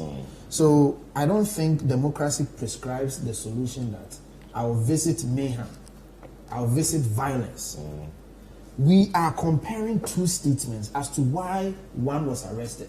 One made a categorical statement that I am going to engage in violence. The other made a statement that could be largely left to interpretation. Because he never said we are going to engage in violence. He never said if we don't win the elections, we are going to do this. He never said that. So the two cannot be compared. That's all I'm saying. We can discuss the background information and all of that. But the two statements are not the same. One made a categorical statement that we are going to visit violence. The other said that we will not hand over power to the opposition. And they could be left to so many interpretations. Because if we are going to arrest people on vague commentary, then we could have very well arrested other people prior to that. And now let me also remind you, the gentleman in Swami is not the only person who has made commentary to the effect that they are going to visit Vienna. The NDC Nasara coordinator actually made a categorical statement to the effect that they are going to visit Vienna. I don't want to even say the things he said. Where did he say that? On Adun TV. I haven't heard that. I have the audio. I can send it to your producers if you want. But I think it's so violent you may not want to play it. So the point that I'm making is that even if what Bryan, assuming without admitting that what Bryan said was wrong, I don't think the two are comparable at all. So as a politician, are you concerned about the creeping thing about equalization? He's done it, so I'll do it. You see, when I came more. here, right? All of that. Are you concerned about that? Yeah, of course, because that's why when I came here, I deliberately avoided citing examples until you brought in Mahama, and I cited. But the Mahama came from your statement, and that's also part of the Mahama basis. came from a question you provided. No, not your statement as in a person, the party statement. No, I know that, but I'm saying that when I sat here, you're asking me as a person a question. I'm saying that when I sat here, I deliberately avoided citing examples because I have all the examples here written down, but I deliberately avoided it because I felt that for this platform, the discussion should move beyond citing examples and perhaps looking at how do we go forward as a people. That's why I even went ahead and said that this government's position is that if we lose the elections freely and fairly, we'll hand over power to whoever wins. I am trying to carve a new path. Now let's head on this direction, because if a new path from what Bryan and Co. No, a new path from any other form of political rhetorics that may lend us into a direction that we don't want to. I'm not focusing on Bryan alone. I'm not focusing on any particular individual. I'm saying that as a polity, as a society where we are doing our politics, there ought to be a time where we jojo and say, okay, let's go in this direction. Otherwise, I would have done the equalizations, I would have done all of that. You know, the bottom line is that we have got to a point where ideas must take heed. Ideas must lead the discussions. Now, when I spoke about policy, I was referring to fresh, innovative policies. You've not actually dealt with my issue about drawing the line, but finish with the policy bit and drawing the no. I've already dealt with you that the drawing the line with Bryan, using Bryan as an example. As drawing the line, is that what you're saying? Yes. No, I agree largely. I agree largely with Franklin that if you go and arrest Bryan on the basis of a vague comment, he never made any criminal comment. There is no criminality in the comment. That's your interpretation. No, it's not about my interpretation, because in the court of law, my senior brother is here. He's a lawyer. You would have to establish criminality. I don't see how you are going to establish criminality. You leave that to whoever is prosecuting. Well, that's I'm telling you that the other comments establish criminality. This one doesn't. Is left to interpretation. And frankly, even said that when he listened to it, he interpreted it differently than what Prof has interpreted it, what he has interpreted it, what you have, and what I have. It's vague. But the other comment was categorical, that we are going to engage in violence. So you don't draw a line with a vague statement. I don't think so. And that's why I agree with Franklin that if you go and arrest... Today, that person I agree a lot with Franklin. No, just... Tomorrow, when it turns, I hope you will continue to agree. But sometimes Franklin fires us. Sometimes I also fire back. But that's politics. Okay. Yeah, so that's fine. Because I don't expect Franklin... When we come to the IMF, I know Franklin is going to... I'm not going to agree with Franklin. So that's okay. But the point I'm making is that if we arrest people on vague comments, then we may very well arrest President Mahama as well. when he said do or die, because I can interpret that do or die to mean criminality. We may very well arrest Sami Jemfi when he said, when they come, they are going to deal mercilessly with soldiers and the police. We may very well arrest him. We may very well arrest Alhaji when he sat on Adum FM and called for killing of people. How about the president when he said that the Arab Spring? No, that's what I'm saying, that we don't arrest people on vague comments. If people make categorical statements that are violent in nature, then you have a case. You have a criminal act. Otherwise, who else are we going to arrest? But you see, you leave the establishment of that criminal act to the prosecution. No. You know, No. The gentleman in question, for example, the Swami guy, Yeah. he's in court. I'm not sure he's pleaded guilty, as far as I know. Of course. So the state has a duty of establishing that criminality. Of course. And it takes a while. It's a process. Yeah. In the end, it may so happen that the state may not be able to prove that or establish that. He goes free. Okay. If the state establishes that, then he's punished. Yeah. So the establishment of Yeah, that but- is a question of law, and it's not something that you can just say No. that by saying this, that is criminal. No. It has to be established properly. No, it's not about me saying what is criminal. There are criminal statutes in Ghana. There are criminal codes in Ghana. And I don't think we have to debate if someone said, I'm going to harm you, whether that is a criminal utterance or not. I don't think that's a subject for debate. If I say I'm going to harm you, I am engaging in a criminal act. But I'm saying that must be subject, or it must be subjected to the rules. And which rules are? No, so for example, I mean, it must be subject to the rules, or subjected to the rules. Yeah. So that the application of the rules, etc., will be done by the prosecutor. Prosecution. And then we know which rules. So it's a process. Yeah, which rules are? Which rules are? Yeah, what are the rules that are going to be subjected to? No, so there are rules governing criminal offences, etc. And we all know, so we that all has to read. be subjected to the we rules. all read what the Yes. rules are. We all read what the rules are. But you don't determine. No, of course, because a judge may very well say that, okay, you know what, I deem this to be a first offense. I deem it that you don't have the capacity to even do this. So I'll let you go.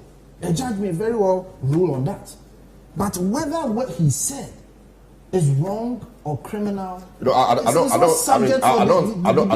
to yeah, so really my point is yes. that I agree with Franklin that we don't need to arrest people on vague comments. Perhaps what we can do is, as a society, come to an understanding that, you know what, let's eschew some of these commentary. Let's sit down, let's carve a new path, let's focus on policy directions that will eventually inure to the greater benefit of our people. With the benefit of hindsight, if you're advising Brian, of course you are not his advisor, but if you're advising him and he's about to make another comment, would you tell him that, Charlie, the way you said this, I don't think you should go there again. I think you should have said it differently. Would you say anything like that? Well, the thing is that it will be very difficult for me to do that. It will be very, very difficult for me to do that. Because perhaps if Brian was speaking for, let's say, 20 minutes or whatever, he may have had time to explain his point and go deeper into what he meant. You know, just to ensure that I don't go and interpret or tell people what to say. That's why I've avoided getting into all of these things. My point is, let's focus on how do we come together. When this issue came up, Abraham Amaliba went to court. That's his... Which issues? To the police, sorry. He went to the police to seek redress. Okay. Nanabi has gone to court to seek redress. Police. Police to seek redress. How about all of us coming together and saying that, you know what, let's eschew some of these things and let's move forward. Because somebody can equally question my senior brother. When all the other commentary came, where were you? Because they were equally harmful to our democracy. And he can't tell me that he didn't hear them. Where was he? Because as a lawyer, I believe that he believes strongly in democracy and he wants democracy to work, whether the person who did the wrong is on his side or on the other side. But when the other issues came out, why didn't he go to court? Go to the police. When Asiedun Ketia made his comment, when Sami made his comment, when President Mahama made his comment. So, my senior brother, let's come together and find out how we can move forward and eschew some of these metrics. He's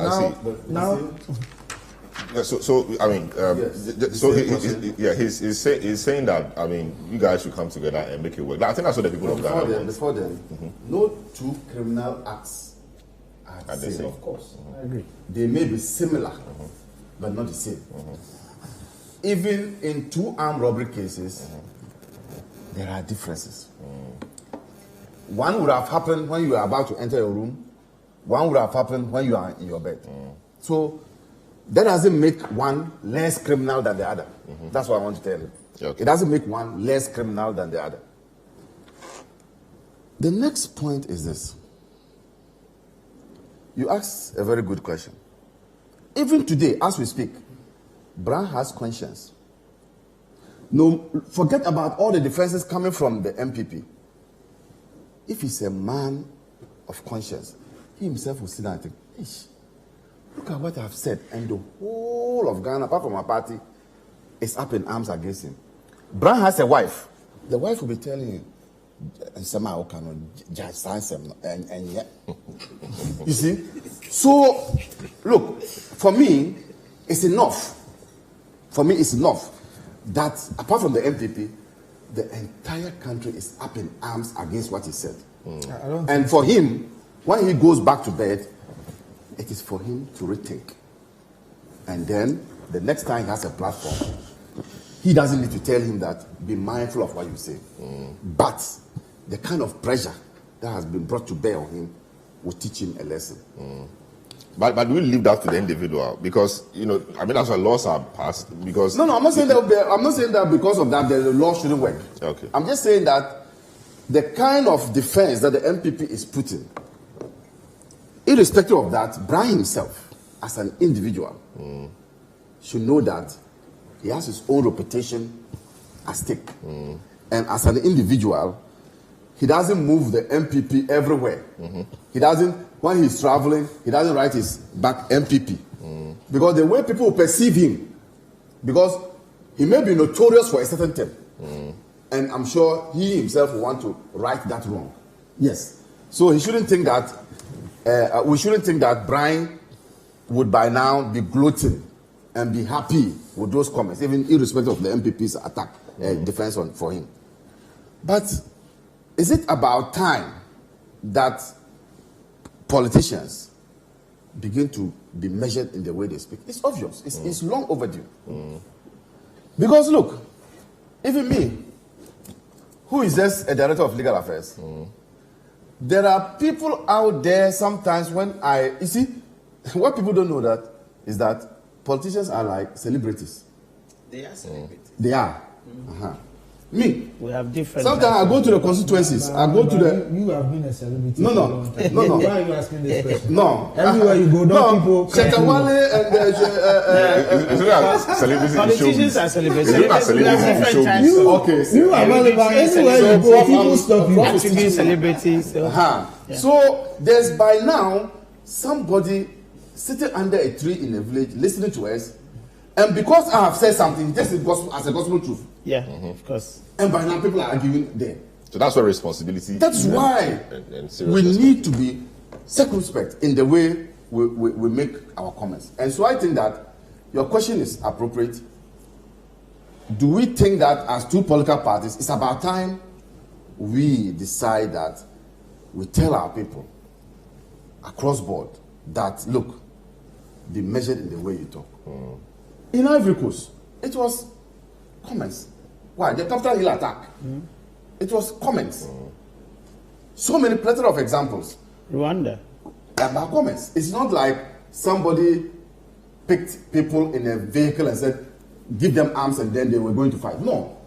Comments. So I agree with you. And I've heard the Peace Council saying that they will call the political parties and talk to them. That is one approach. But I also think that my petition should be acted upon by the police. The same as an abuse petition. Okay, but I mean, does it worry you that till date the police hasn't? Has the police responded to you in respect of your petition? No, on that day when we met the CID board, the lady Faustina something, she indicated that she would act on it. She will see the IGP, and then they will act on it. It's only the IGP who had to evade our document.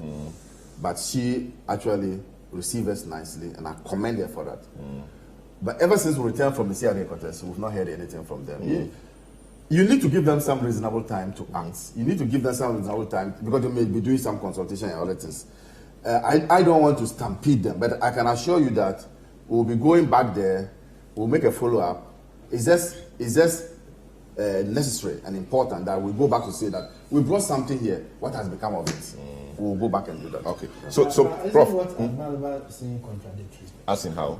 You want the police to act on your petition, i.e., to arrest Acheampong. If the NDC, MPP also insist on that, ours should be acted on. Where do we go from here? Do we arrive at the peaceful juncture that we want to arrive at?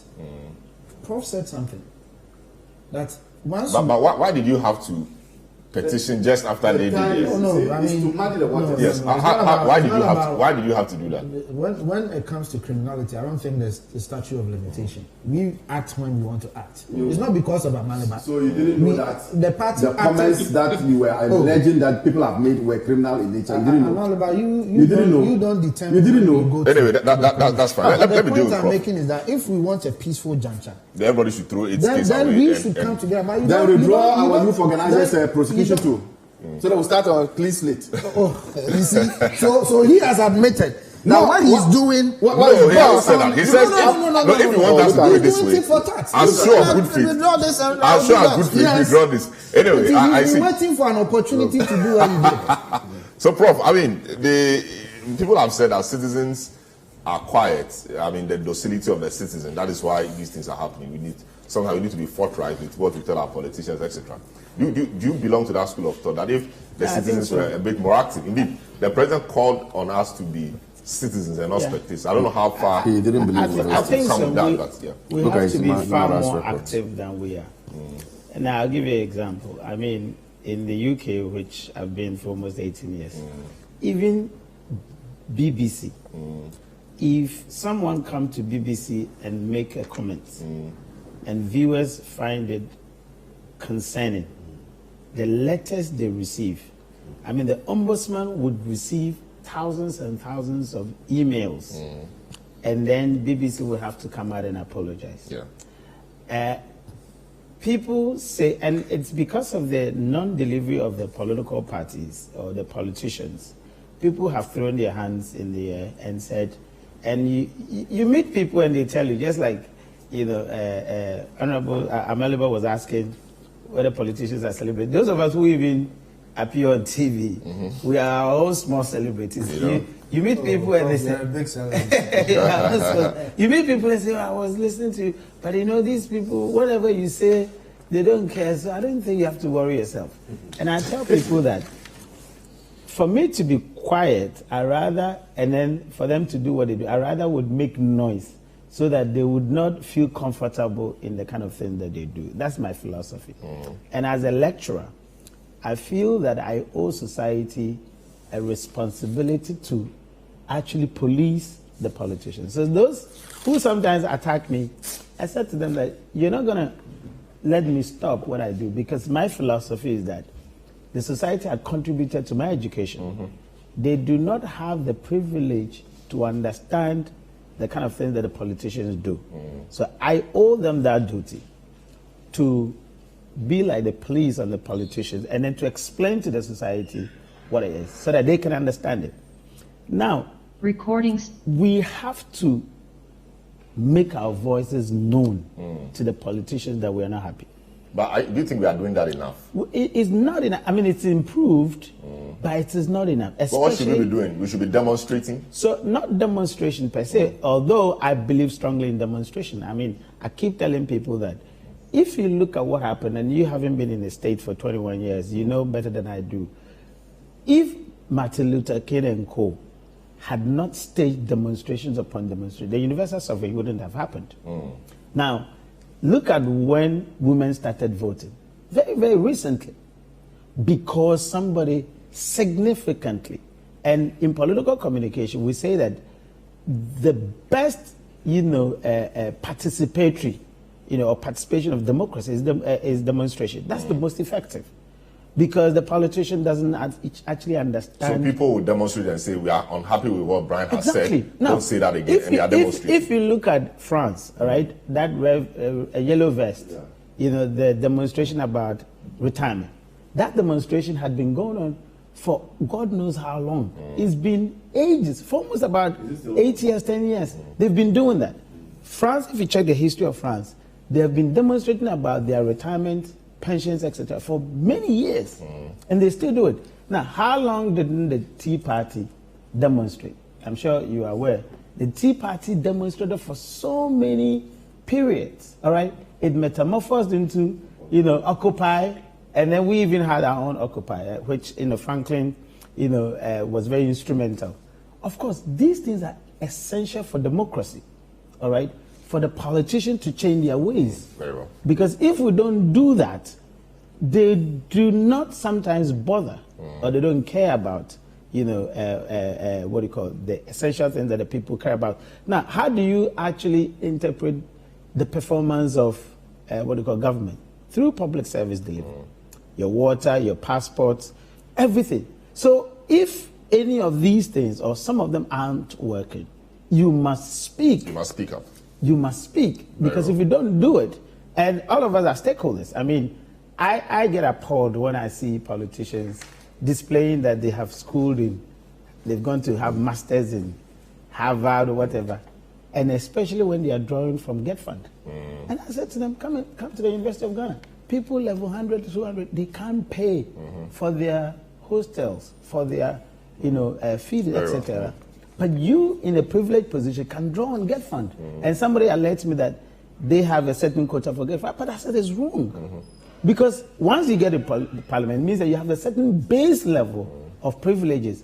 Why do you have to have a quota for Get Fund? No, I'm wrapping up this. I'm wrapping up this. So we have to be very concerned and demanding, because currently we're not demanding. We have to demand that the politicians change their ways. Very well. Because it's our resources that they actually use. You are on the next panel. So, all right. So we want to take a short break. When we return, we'll look at the next issue of the IMF. So the discussion really has been on Bryan Acheampong's comment and what the reactions have been, whether they're disturbing political language ahead of the 2024 elections is what we are seeing.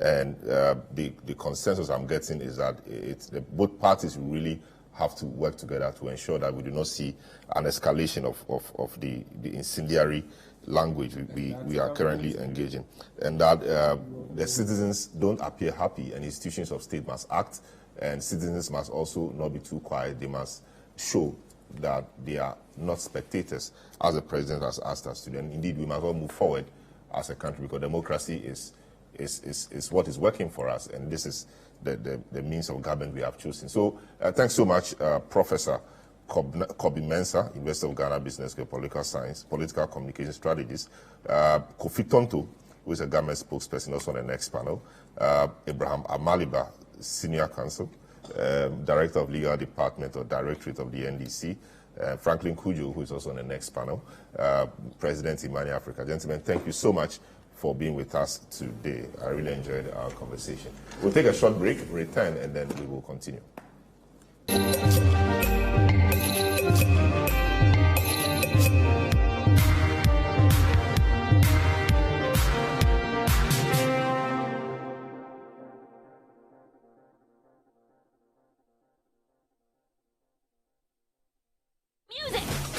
Our team, they're all in, ready to give you entertainment at its best. Let's find out. And you're invited to join in with GoTV. Come on in. The world's biggest sports talent. It's in to the back of the net. Of course they're in. The coolest kids characters. This is where we're meant to be. Most definitely all in. You enjoy yourself with them shrimps and prime rib. Africa's biggest local stars.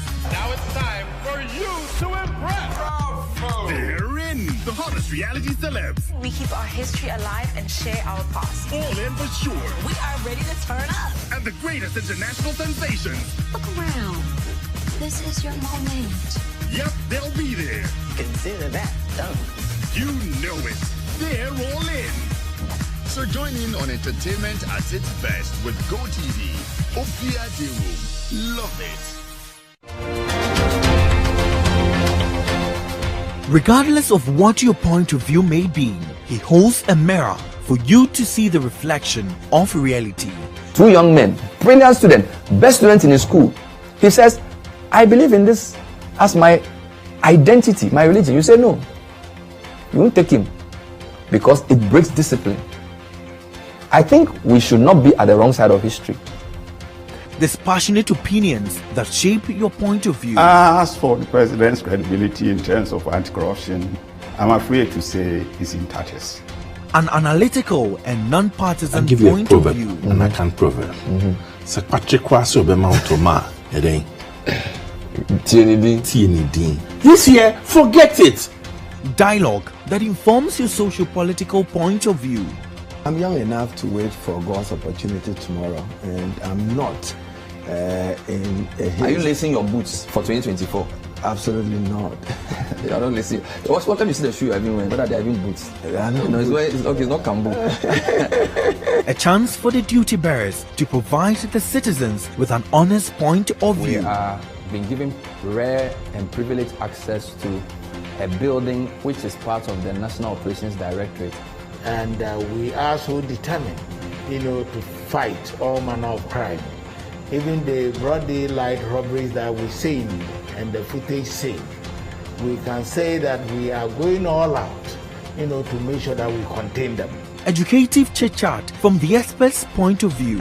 No, there is, in fact, that rumor has been said about so many vaccines. People said the tetanus vaccine causes infertility, and we are trying to make our women infertile. No, it's not true.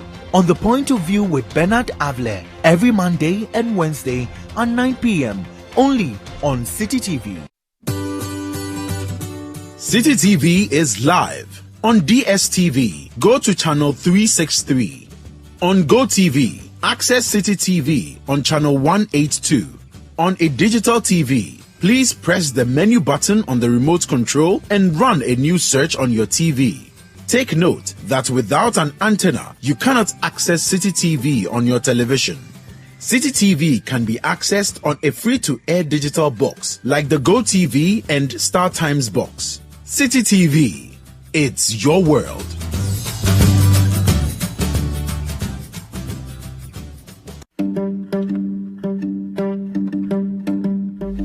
The conversations that help you shape your spiritual journey as a Christian. Find the answers you seek.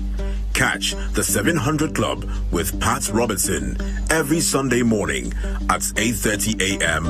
on City TV.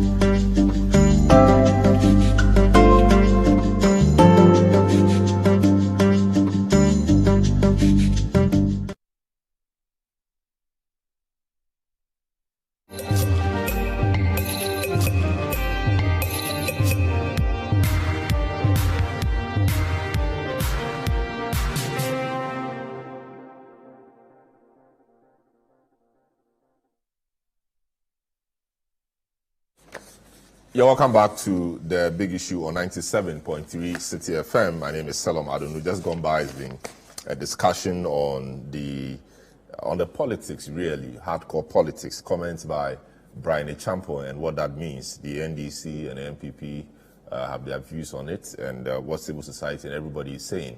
We just looked at that, and it appears that the consensus is that the parties must be a bit more circumspect in what they say, and that the parties must maybe come together and decide that they do not want to take the country on this path. Citizens must also be a bit more outspoken, not as spectators, but as real citizens, as the country or the president has told us to be. We want to move on and deal with the other issue on the table, which is the IMF. Whether the IMF deal we've been trying to get is really in sight or not. And so that is a matter for discussion now.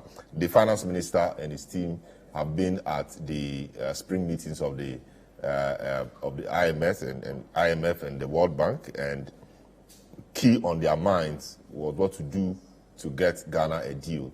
We were done with our domestic debt exchange program, successful, highly successful, the finance ministry has said. Now we have to engage the external creditors, Paris Club, China, etc. And finance minister was in China a couple of weeks ago, and from what it tells us, China is willing and ready to help us. Other external people are also being engaged. We understand that the West really wants Ghana to get a deal, and so they are trying their best to push Ghana through this. And in fact, did I hear a commentator say that it appears the IMF boss has become a spokesperson for Ghana's economy? I mean, that tells you how I think the West is trying to push Ghana through this. And so what really must we be doing? Where we are now depends not only on Ghana, but depends on the external creditors, how soon they come to the table with their assurances.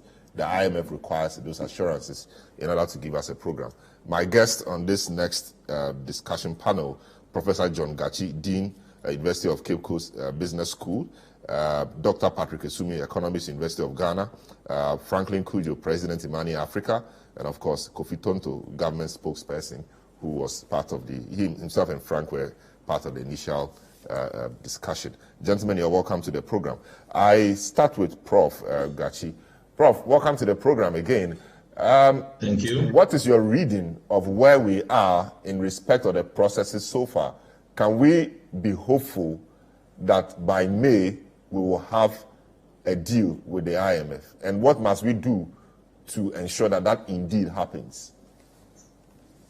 Thank you. I think we have followed a trend. The trend has to do with whatever the finance minister tells us as to deadline to achieve some feat within the IMF arrangement. They do not materialize. It is as though whatever the finance minister is saying could also miss the target. So it's not something that we can believe absolutely that in May we may have the program reach. But what I can say by myself is that we are inching closer to clinching a deal than it used to be in December, January, February, March.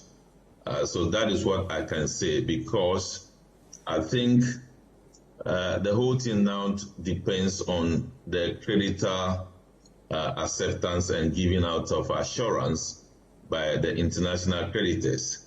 And even that is not coming clear to us. So I'm not so sure that we are getting the deal in May. We only hope that it happens for us to move forward. And this is notwithstanding all the efforts that everybody else is putting into this. Why will you say that it doesn't appear to you so much that it's going to happen, but we can only be hopeful? Because it appears everybody else is trying to push Ghana so hard to get to this. And you say that the push is not enough? Is that the point? No, I think the point I'm making is that if we look at the gestures and the statement by the finance minister, those things didn't work. And what he is saying right now, I cannot be too sure that we'll clinch a deal in May. But what I'm aware of, that we are closer to clinching a deal than it used to be in the past. We have done most of the things that we're supposed to do internally. We have done all the revenue measures that we have been told about. All those revenue measures have been passed. Now we have done the domestic debt exchange program. We are now appealing to the international creditors to come on board to give an assurance. That is where we are now. So we are closer. When we are able to get a clearer statement from the creditor community giving assurance, then at that point we can be sure that we are getting a deal. So I do not want to work closely with the statement by the finance minister, but I just want to indicate that we should do all that it takes to engage for the creditor community internationally to give us that assurance that is needed for the deal to go by. Very well, that's fair. Let me speak to Dr. Patrick Esumi, who is an economist with the University of Ghana. Prof, Doc, I mean, same question to you, really. How optimistic should we be about the May deadline? Are we sure that given the processes so far and the required assurances, which essentially are outside of our control, we can make the deal in May, as the finance minister wants us to believe? Okay, so good morning and good morning to my fellow panelists. Yeah, I think I will agree with Prof. Gachi that it looks like we are much closer than we were before. But as to whether we will actually secure the deal at the time, the May that the finance minister is saying, I mean, there's a fair amount of uncertainty about it. I think if you look at when this process started, all the projected dates that we have been given, this has looked at the most realistic one in terms of the actual progress that we have made.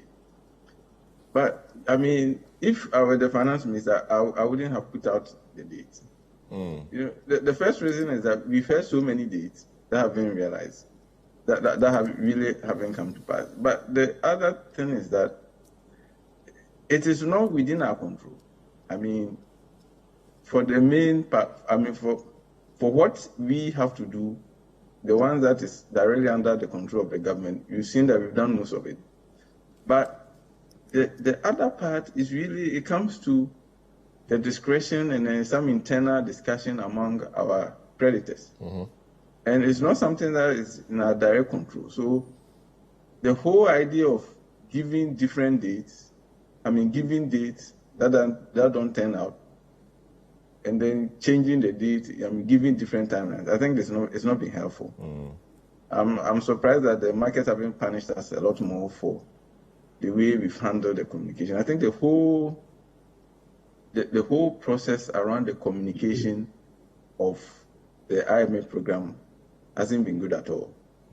So, but I think, I mean, not just from what our finance minister tells us, but if you read some of the reports that come out of some of the meetings that have been held, you get a sense that we are closer. But, you know, it still doesn't mean that May is a done deal, and for sure we get the deal done in May. But the creditors, what do they want? I mean, we've been speaking to them for quite some time now, calling on them to come around the table, etc. What really do they want? What do they want Ghana to do before they begin, you know, speaking the language you want them to speak?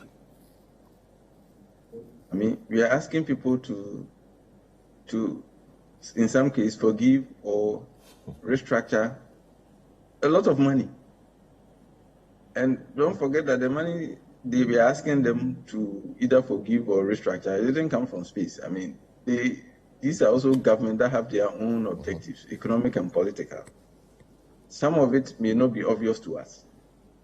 So, you know, we should understand them for taking their time to evaluate their options and to think about how they want to help us, even though there's always been some positive communication that, you know, they are committed to helping. But also we have to understand that it's not like we have to go and have a meeting with just one country and then a deal is agreed. You know, there are different parties involved. Some of them may have conflicting objectives as far as this restructuring and these discussions are concerned. So it takes time. And I think that is the approach, or even that is something that should have factored into our communication all along. That as much as we hear positive communication in terms of we are willing to help Ghana and all, these are, you know, not straightforward negotiations. They are not straightforward discussions. And you see that it's, even in time past where we've been told that by March a deal will be done, the discussions themselves have not really started. The important discussions that will finally give us the official assurance have not started. So now the discussions have started, you get a sense that, you know, people are committed and it's going on. But we still have to understand that it will take time. That's just the nature of the beast. It's not like, oh, there's a faster path that we haven't taken. These things take time. So that's what it is. The finance minister made comments that people said meant that there was a second round of domestic exchange program going to happen, that was going to happen, and that the pension funds, which we know have been exempted, would be brought in now. He came out to say there was nothing like that and that it was a misunderstanding. I don't know whether you understand what he was trying to put across, and is there anything that makes you think that we may come back to this domestic exchange program again, especially as it appears that many of the things that he has told us in respect of the program, have not really materialized? There'll be no haircut, there's been a haircut, we won't go to IMF, we're at IMF now begging, so it appears his words are losing value. Now he says there's no second round of domestic exchange program. He was misunderstood. I don't know what you're thinking around that is. I think it just adds to the whole confusion and the mismanagement of the information and the processes around the IMF deal and the whole debt exchange. I mean, when I first read what was said, that I think was at a press conference, it was clear. It was a clear hint that something is coming. Mm-hmm. And then he seemed to backtrack. But I think this morning I've seen some release, I don't know whether it is the case or not, where it appears that he's going back to discuss with the board of directors of pension funds. So I think all of these are not helpful. I think we have, the communication has to be clear. Mm-hmm. And the government has done itself a lot of disfavor with the way it has gone about.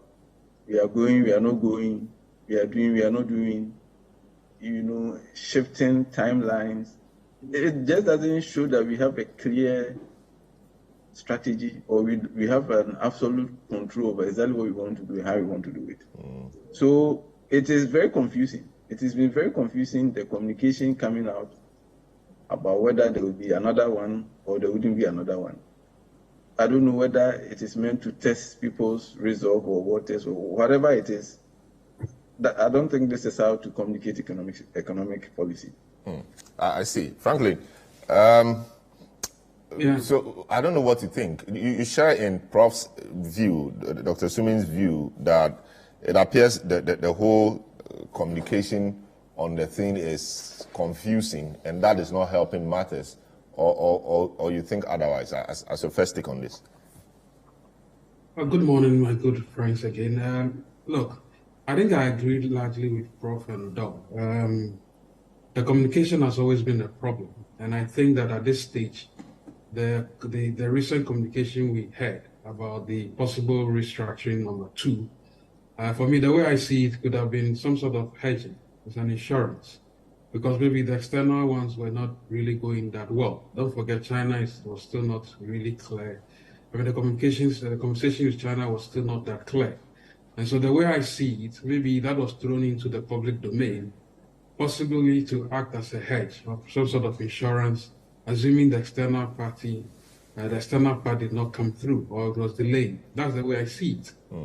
I cannot stick my head out and say that it may not happen because of what has happened in the past. I mean, we are told we're not going to give in haircuts. Some of us have received, in fact, our heads are still on, but we've been decapitated financially. So I don't know. But I think the other problem I suspect, not that I suspect, is actually happening with China, especially is because China is, in fact, the West is saying China should play ball as well. But China is also saying, well, we probably have the same standards for assessing debt. Why are you asking me to forgive the debt or probably restructure the debt when you have not decided to do much? Then you probably want to convert your support into grants. I think that's what China is essentially telling the West right now. If we give them grants, then maybe we can also say that, well, our debt could be restructured in a certain way that we do not lose. Don't forget, the Chinese are also saying some of the debt is not necessarily government to government. Some of it is privately held. held. And so you cannot ask China to play ball when you have decided to act in another threat. So for me, there's a global game going on. It's an ideological game. But at the same time, it looks to me that what the country or government should be doing should be giving us the right information. I saw that release, about 123 billion, possibly to be restructured domestically as a hedge. It was being thrown into the public domain so that people could be, our minds could be prepared. I would not be surprised if it really happened. But then again, as we are saying, the IMF seem to be very gung-ho about us getting the deal quickly, and they'll do everything in their power to ensure that happens. And so I'm not entirely sure that we may have to check all the boxes that have been set for Ghana in order to get a deal probably in June. But can we really get a deal without any serious assurance or consensus from our external creditors? No matter how the IMF wants us to get it, is it possible? For me, the conversation about assurances from the external creditors doesn't worry me as much as what we'll be doing after we've secured the deal. Don't forget the last IMF deal, we promised to reform about. We had about 11 reform agenda that we decided to undertake. As at the time we're exiting, only two out of the 11 had been achieved. And we exited that program only to come back now. So for me, it's not necessarily about the assurances. Because the IMF can do whatever it wants to do in order to get us a deal. Because they also need to check boxes and say that, look at us. We were successful with Ghana. Ghana is a poster child for the world. For the IMF. It is essentially what we do after securing the deal that worries me a lot more than even what.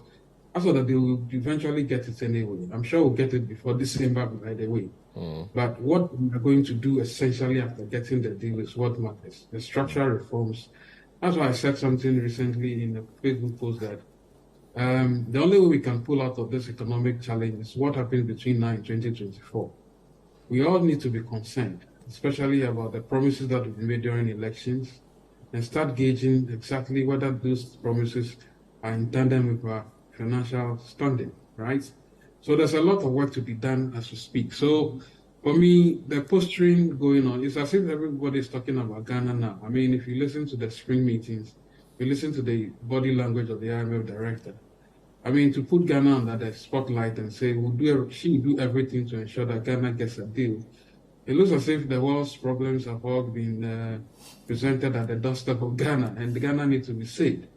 Maybe it's not a good way of spotlighting the country, but the point is that the IMF will go heaven and earth to ensure that we get the deal. What we will do after getting the deal is what matters. Look, you remember when we were part of this individual bondholders forum, technical committee that was set up to come up with fiscal readjustment plans. Have we had anything since that discussions were had? Nothing, absolutely nothing. I mean, and those are some of the conversations I think we need to start having right now. What are we going to do after getting the deal? Are we going to go back to our old ways? I mean, that's what really matters right now to me. I see. Let me do with Kofi since he speaks for government. So, Kofi, it appears that, so Dr. Sumi, for example, says that the communication around this whole thing is not been the best. And we keep doing same. So there is this whole thing about the second round of the domestic debt exchange program now going to involve the pension funds, the whole discussion about the IMF. The communication itself has been very poor. So now finance minister speaks. Nobody wants to stick his neck out. We all want to wait to see what will happen. That really is not good. I don't know how we got here, but why is it difficult to give accurate information to the public on what the intentions of government is or are? Well, again, thank you very much. And I think it's quite a privilege to be in the midst of professors of economics. My first degree is in economics, but I see. I'm nowhere near, the two professors, and even my senior brother, Franklin. He's been doing this work for quite some time, so he's well versed in the space. I've always said that as a government, our priority to the people should be to listen. So when professors like Professor Gachi and Professor Asumin and even Franklin raise issues around communication, I think it's important that we listen make every effort to improve the communication so that people feel confident about the exercise that we are doing. As they were talking, I went back to read the exact verbiage of the president when he said the IMF is coming in March. It was a hopeful comment. When I read it, he said, "We are looking towards going the full hog and concluding the agreements. We are hoping that by the IMF deal will be done by the middle of March." It was a hopeful comment by the president, but I can also see why people may feel uneasy that a date was thrown around and it didn't materialize. Then it went to April, it didn't materialize. Now we are going into May, and is it going to materialize? So certainly, I think as a government, as I've already said, we can listen and see how we can tidy up on the communication to ensure and engender confidence in the program. What is most important, and they also alluded to, is the fact that we are getting closer to the deal. When it comes to the whole discussion, I'm hopeful because I want things to get better for Ghanaians. That's the bottom line for me. Because when I go to the store to purchase an item and the price has increased because of the fundamental challenges with the exchange rate, with petrol, diesel, and all, it bothers me. And I think about the ordinary Ghanaian and what they are going through. So I want the IMF to come not as a way for government to tell a story, but as a way so that we can make sure the lives of people are better and improved. Because that's the reason why people voted for us. We can talk about construction, road construction, infrastructure, everything else. We can talk about education, but the bottom line is that what's in a person's pocket. So we have to do everything and anything possible to ensure that we do what will bring the economic relief Ghanaians are looking for. So we will listen. Professor Gachi and Professor Sumin and Franklin, I think as a government we have to listen, and we will certainly do that to ensure. So I don't think you are listening enough then, because so Franklin was part of the Individual Bondholders Association. They put together a very good document which detailed out which parts of the economic government can make savings, etc. That document was done under the auspices of the Finance Ministry and the bondholders. But we've seen very little, and nothing really has been said about that since that document was produced. But that is to assume that everything that was put on the document is sacrosanct. No, of course. I mean, we need to know what's happening. And we can't just say everything put on that document between directors of the Finance Ministry, Acheampong and Senator Hussein and Franklin and Co. We can't say everything put there is not correct. No, I haven't said that. I'm just saying that everything can't be sacrosanct, and everything ought to be put within a context. What is the financial position of government? What is government already doing? For example, if I recall, they called for 50% reduction in goods and services. They called for certain reductions. But there are already reductions in some services already. They called for certain reduction. I'm trying to... So like CAPEX, for example, they think the amount of money allocated to that in the budget was quite huge for our circumstance, really. So if government was asking... So it was in the context of the individual bondholders. If government was asking individual bondholders to take a cut or to do this and that, government should rather look within and see where it can make cuts. And so once government makes those cuts, it's not even necessary to burden the individual bondholders. But well, for example, I think government has made some efforts. Maybe the question is the effort enough? But we have to put it on record that government has made some efforts. And as I was saying, there are some places that it may not be as easy as people are demanding. For example, workers were demanding an increment. If you look at the expenditure, you see a ballooned value in the amount of money government has to use to service paying government workers. How do we cut on that expenditure, for example? Because people are demanding an increment. And if you recall, government had to go back and forth to even reach a reasonable agreement. The workers were saying, we don't want that. We want this percentage. So for me, it's not a clear-cut issue as may be put out there. The most important thing is that we have to listen. But ultimately, government and the individual bondholders, we reached some degree of consensus. Is that not so? But the government is not paying them. So last week they were up in arms again. They were but threatening. Government has been making payments. They were threatening that the payment hasn't come. So government has been making payments. Maybe we haven't paid everything completely. But the fact needs to be stated that government has been making payments. And that's the continuous engagement keeps going on. And then the bit about the second debt exchange program. When I read it, I found it a bit. I couldn't necessarily agree to it because, if my memory serves me right, our debt stock as of November 2022 stood about 565 billion Ghana cedis. As of September, it was 465. It increased by 108 billion, not because we took additional loans, but because of the exchange rate issue. So it increased by that value. Out of that 567 billion, about 300 or so was external, and then the remaining was internal. And that comprises of treasury bills and then bonds. So government has already restructured about 90-something billion. So when people said government is going to restructure additional 123 billion in bonds, I found it surprising because the remaining bonds couldn't be 123 billion. You get the point that I'm making.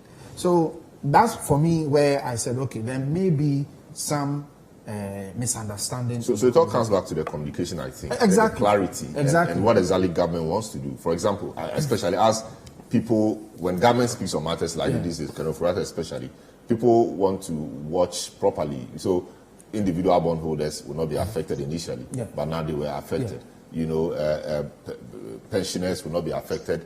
You know, they were initially included before they had to raise the alarm. They were excluded and all of that. So and indeed, in one of the FAQs, government said they were still engaging the pension funds. You know, so now that this is coming up, maybe that engagement is coming back. So it leaves the whole thing, you know, a bit different. I mean, again, and that's why I haven't, you know, debated it, because again, there is evidence that the communication wasn't entirely 100%. So definitely, I just wanted to put out the last point that I want to make is that we also have to be mindful, especially sometimes the media, to probe further before we put out stories.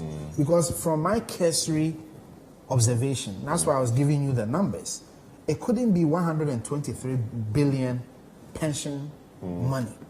Because if you understood the numbers, you would know that if we've already restructured 93 and we have treasury bills and bonds, then bonds alone couldn't be another 123. So if further clarification had been done. How about treasury bills? No, I'm saying, okay. But the issue is we don't have the details. No, I get it. But the issue is the story wasn't that we are going to restructure treasury bills. That would have been a different. The lights in my head would have gone off differently. But I'm saying that immediately I saw 123 billion bonds, I knew something was wrong. But because the remaining bonds, even if you look at, remember, government was initially going to restructure 138 billion in bonds. And then based on excluding other people, it came to about 98 billion, which we ended up restructuring 92. So initially, ab initio, the entire bond structure within our domestic space was about 138 billion. So if we've already restructured 92 billion, where from the 123? That's the point that I'm making. Yes, that if clarity had been sought, that misinformation wouldn't have gone outside. So sometimes, I think it's important that our media space also take time to understand.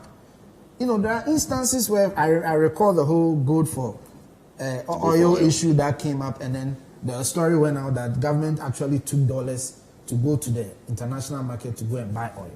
It was a case of a journalist not understanding what the minister said, right? So I'm only cautioning that when something comes up and that you don't entirely understand it, seek clarification. Yes, so I get that. Not to hold in for the media, but sometimes getting the information is difficult. And so when you have a minister speak and with some clarity, as far as you are concerned on the matter, you go ahead with it, because getting back to the minister for the clarity becomes a problem. Yeah, sometimes it's not always, you put it out, it's not always easy. I get that. I get that. Let me let's bring all it make effort to clean up the space. Of course. Prof. Gachi, let's talk about China and the Paris Club and all of that. It appears that a lot now depends on them. What should be the approach? I know we're in the midst of a geopolitical, should I say, circumstance. There's Russia here, there's Ukraine here, there's US there, there's China. And China and Russia and Ghana in the mix somewhere, president making comments about the Wagner Group, and all of that at a key meeting in the US with Anthony Blinken and all of that. I mean, Ghana finding itself in a mix. I don't know how come that comment came and all of that. China is now pro-Russia. I mean, how should Ghana be dealing with this? How should we be approaching this? Now, China says they will help us, but of course, I didn't expect them to say they won't help us. They said they will help us, but when the help or assurance will come, we do not know. And a lot of it is hinged on that. The Paris Club is also looking up to China to act. China is also saying Paris Club, West must act a certain way. How should we be playing this? Because it appears it's a maze, and we don't know how to go about it. How can we do it? Prof. Gachi. Oh, okay. Thank you. Well, I think our diplomatic posture has been a kind of non-alignment. But recent times we have seen our president, when other African countries stay behind and were taking low profile, went directly to vote against Russia. And then later on made a public statement against the sponsorship of Russia in the northern parts of our northern neighbors. And that was a worrisome situation for Ghana. So the president was calling for some kind of help. And that reflected very much in the package of statement issued by the vice president of the U.S. when she came to Ghana. And then after that, some people were of the view that the oil we are taking is coming from Russia. So we don't know where we stand. And America is doing everything possible to see if they can take us away from the grips of Russia, one way or the other. So I see the whole thing is being complicated right now. So I will end my comment on that over here. Yes, okay. But I think it was Franklin who made a statement earlier on. China's position is that not all the debt portfolio that they are talking about is coming from public sector. Some are coming from privately issued debt and ought to be treated like that. When IMF and World Bank are saying that multilateral debt cannot be part of the debt exchange program, they want China's debt to be part of the debt exchange program or debt restructuring program, which meant that some of the debt that have a resemblance of the multilateral debt are going to be restructured for China. So China wants that issue to be clarified and a decision taken on that. The idea is that if the IMF is also coming on board for its debt to be restructured, then they have a moral ground to call on China to come on board. So that is the situation, and that makes the situation even murkier. For diplomatic talk is very easy, but the commitment to operationalize what have been discussed at the spring meeting is where the issue is. And I would not consider China statement at the spring meeting to be a real commitment to do something concrete for Ghana. So I think those are the setback, or those are the difficulties that we may face after all those statements were made there. But I thought we could go back to whether or not we are doing second round of debt exchange program. I think the evidence, unless the finance ministry comes to deny that they issued this statement on the 7th of April, where they met the trustees of the pension funds and various decisions were taken. I think for a debt exchange program, there are three elements. Number one, there is an existing debt. And number two, there is a proposal for a new debt. And when you read the document, there is a proposal for a new debt. There is a proposal for new interest arrangement. There is a proposal for new maturity. And at the end of the document indicated and called upon the pension trustees to consider the decision that were reached at the Aliza Hotel meeting. So there is something concrete that is a resemblance of debt exchange program. So as I said, new proposal or new debt arrangement, new interest rate arrangement, and a proposal made to the trustees. So that has been clearly communicated. So I see it to be an intention to engage in another debt exchange program. So that might be put on record unless finance ministry comes that they have not issued and they have not met the trustees. Yeah, so the finance minister asked a similar question, said, and this is answer at the spring meeting. He says, no, there is nothing like that. I think it was a misunderstanding. But if you look at it in line with the 22nd December Memorandum of Understanding that we signed in line with organized labor, pension funds were exempted, as you know, and that has not changed. And therefore, it is really not correct to say that we are planning a second round of domestic exchange program with pension funds. Does that, give you any clarity?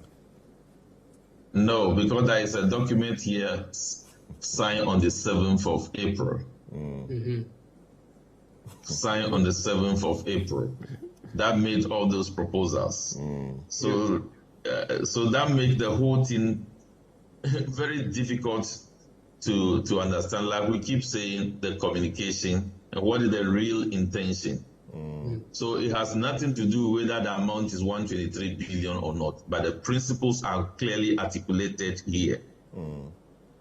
I see. Doc assuming, I don't know what, I think you started this whole round, but just, I wanted a view on the China bit.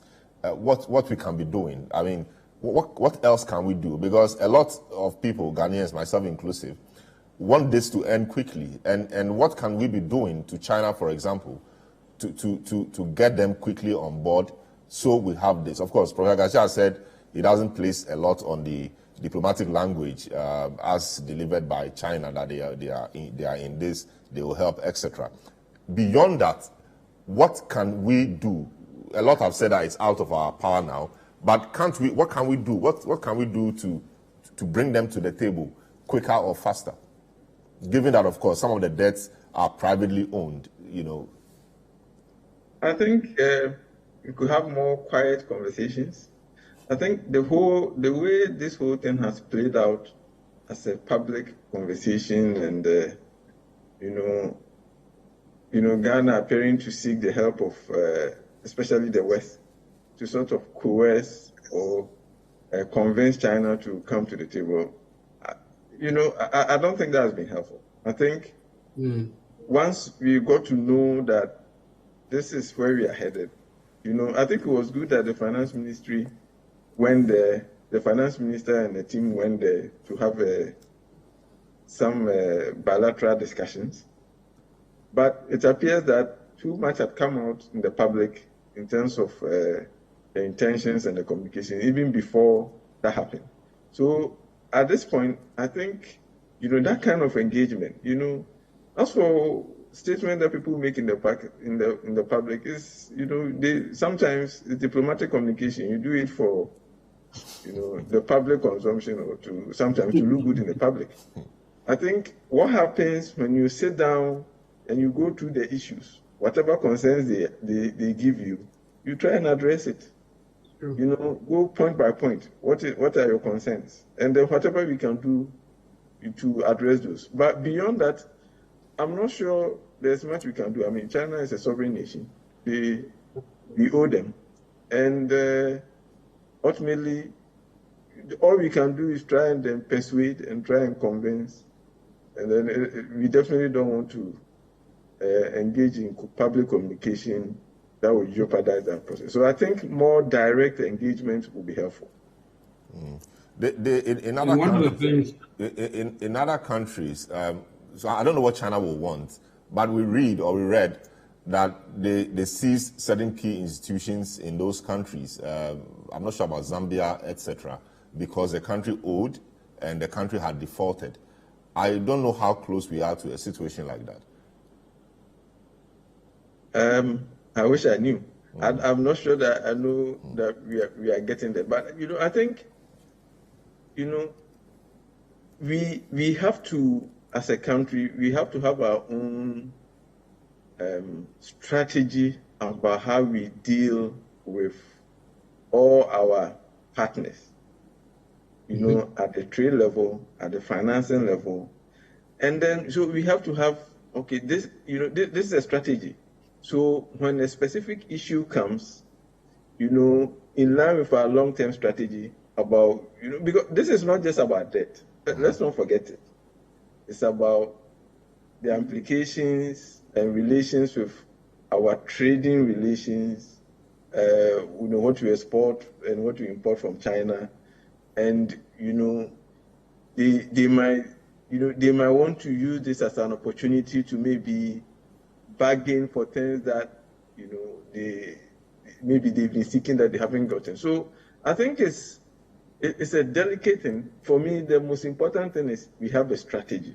If we are dealing with Europe, we have a strategy. This is how we want to deal with them. When it comes to trading goods, trading services, and then financing, this is how, based on our own thinking about where we want to go, our long-term strategy about where we want the country to be, this is the role we see them playing. And then all of that should help us inform how we deal with specific nitty-gritties. Today, it is a specific issue about debt. But, in recent times, we've had some arrangements, some loan deals that haven't gone exactly how, from our side, we envisaged it. So we also have to be careful that, we are in a weak position now. We are negotiating from a position of weakness. And I think we have to be very careful that, whatever we go and agree on the quiet, whatever we go and discuss on the quiet, it doesn't come back to come and bite us in the long term. If you see some of the things that we are doing, all to secure an IMF deal, you have to wonder whether by the time we get the IMF deal, we haven't hit our ability to strategize or to build a sustainable long-term economy going forward. I see. Franklin, I see you've been itching to make a comment on the matter. Yes, and I think Doc made a point that I was going to make as well about strategy. I think we Africans generally misunderstand China. There's a whole lot of literature around dealing with China. You recall that during Professor Mills's time, the late Professor Mills, you recall they went to China and then came back announcing that there was going to be some billions of dollars worth of investment. In fact, even my own friend Baumia also went and came back and said he's bringing about 19 billion or so dollars worth of investment. You see, those things are public posturing. You may sit with the Chinese and understand this. And it was really headline grabbing in the West. It's headline grabbing in the West as well. And so once you make those bombastic statements and then you are now to sit down and actually follow through, you realize that actually you probably relied on just about $500 million that you're likely to get. You recall during the NDC days when my good friend Setepe was minister, we kept warning that the $3 billion Chinese loan that they were going to, the CDB loan, if they are not packaged if they are not packaged it properly, as in the items the loan was supposed to be used for, as in being profitable and viable, not all the money will come. We predicted that only the Turbo would be the Turbo gas project would be the one that will receive the money. I mean, we were insulted and vilified. Eventually, when the Chinese pulled out from the other deals, all they wrote, I remember that letter very well. They wrote and said the projects were not viable and profitable in Ghana, right? People were trying to put all sorts of permutations. It was because of the arrest of Ashawan or the sacking of Galamseyers, Chinese Galamseyers. No. The Chinese don't deal in those matters at all. If they also adopt probably stricter rules, they apply commercial rules than the West actually does. That's why in this conversation right now, they are saying that some of these debt you owe to China is actually owed to the Exim Bank. The Exim Bank is not the Chinese political party. And so you cannot assume that all these debts will be treated as multilateral or bilateral debts.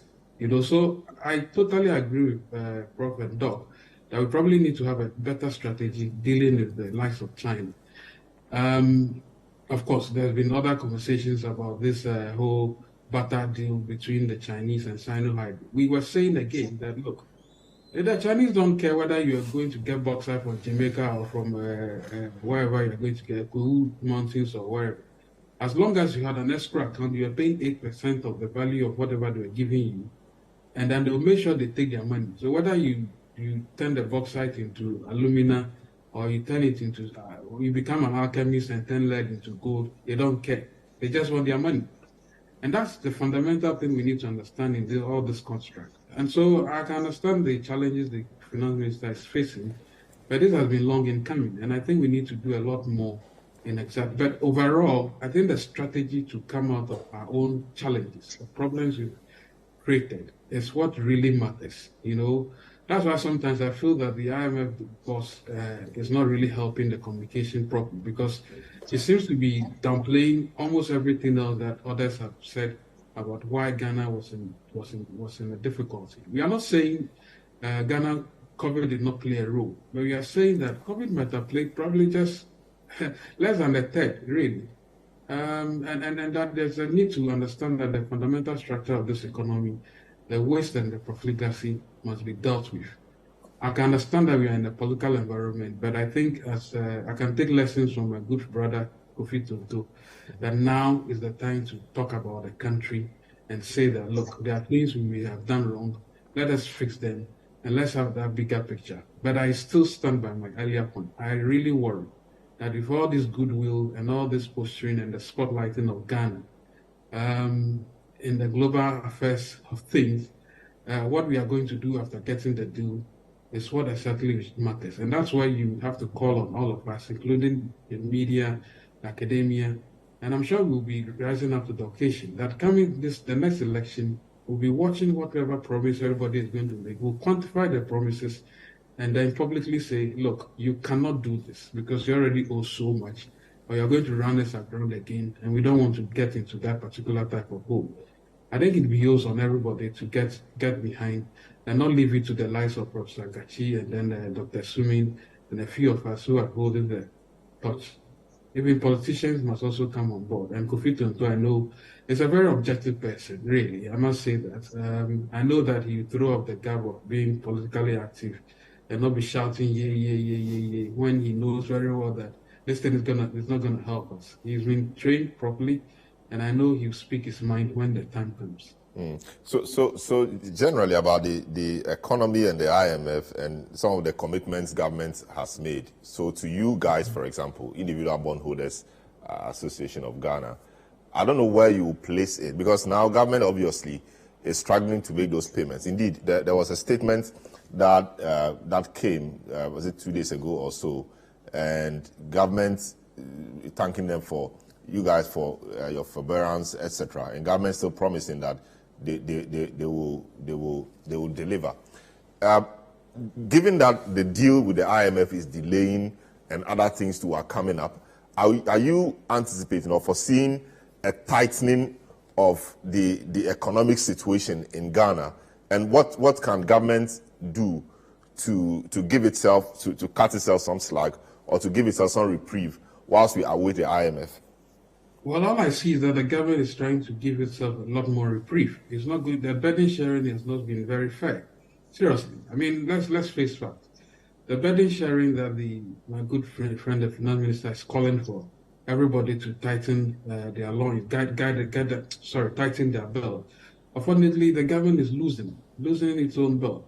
Trust me. Look, if the government got a deal from the IMF today, and I'm sure they're posturing with this April 7th letter. For me, I don't want to question motives so much, but having watched the political space for almost 20 years, trust me, we are getting to an election. This government is trying to create a lot more space so that it can get those, create space for itself, be able to spend a lot more, do some of these infrastructure projects in order to get the votes. And that's the project that is also on the board. I think let's not run away from that. So if I see, I can only arrive at this analysis because I don't see the burden sharing being equal at all, which is why I still believe that it is most likely that April 7th letter, of course, it was written. It wasn't manufactured out of thin air. It wasn't magic, right? And if it was magic, someone performed it. And so the performance of that magic is what has manifested. We've seen it. And now trying to walk back is a bit difficult because in your own words, Salom, it's a bit difficult now to trust the words of my good friend, the finance minister, because he said no haircuts. We got haircuts. He gave certain dates. All those did not materialize. And so it's a bit difficult really to believe that there may not be any restructuring again. And Kofi, it's not really just about the value, whether it's bonds or bills or whatever it is. As Professor Kachi said, the fact that you communicated an intention to vary the terms of certain terms, it's still restructuring, you know. So we'll wait to see what exactly will happen. But nothing could be put past whatever we've seen on that paper. All right, so I'll come to Kofi, but Prof. Gachi, let me just take your thought on this. Whilst we wait for the IMF deal, we don't know when it's going to come. Zambia was in it for over 2 years, etc. I don't hope we are in the situation of Zambia. Whilst we wait, is there something that government can do, hold the bull by the horn, take our own destinies into our own hands, and see if we can begin to do things on our own whilst we wait for the IMF? Of course, government is past some revenue generation measures, bills. You know, we understand that it did so on the prompting of the IMF, etc. But is there something we can do as an economy? Of course, no economy is self-sufficient in these times, really. But can we as Ghanaians say, okay, let's take the economy, you know, let's hold the bull by the horn, take our own destinies into our hands. These are the measures we want to do. So IMF or no IMF, we need to bring our economy back on track. Can we say that? And what will be the cost of saying that and doing that? Prof, yes, Prof. Gachi. Hello, Prof. So I think I've lost Prof. If Dr. Isumin is listening, then maybe Doc, I'll throw that to you as well. Okay. Yeah, so I think that, you know, I'll go back to what was in the 2023 budget when it was read. So there was some sense that, okay, the IMF is not the do it, end it all. But it was part of, you know, after we have gone to the IMF, if we're able to stabilize the economy, then we are going to take measures to restructure. It appears that since the budget was read, you know, everything else has been about how we are going to get to the IMF. But we have an economy to restructure. We have public finances to deal with. The minimum we should be doing is to coming up with a nationally accepted or some form of consensus around how we want our economy to go to move going forward beyond this IMF, so that this will be the last, or hopefully we won't be returning as quickly. I don't think that's happened at all. It appears that, you know, the government has taken a position to do whatever it will take to ensure that we are securing the deal. And it hasn't built a lot of consensus. And even though a lot of the specific things that is put out there has been widely opposed for good reasons, it is still gone ahead anyway. I think the three tax measures is just one example. So, you know, I worry. I think earlier on Franklin mentioned how he also worries about what will happen after the IMF. It doesn't appear that we are trying to actually do what will ensure that we take the proper steps to restructure just the whole economy itself, then also public finances.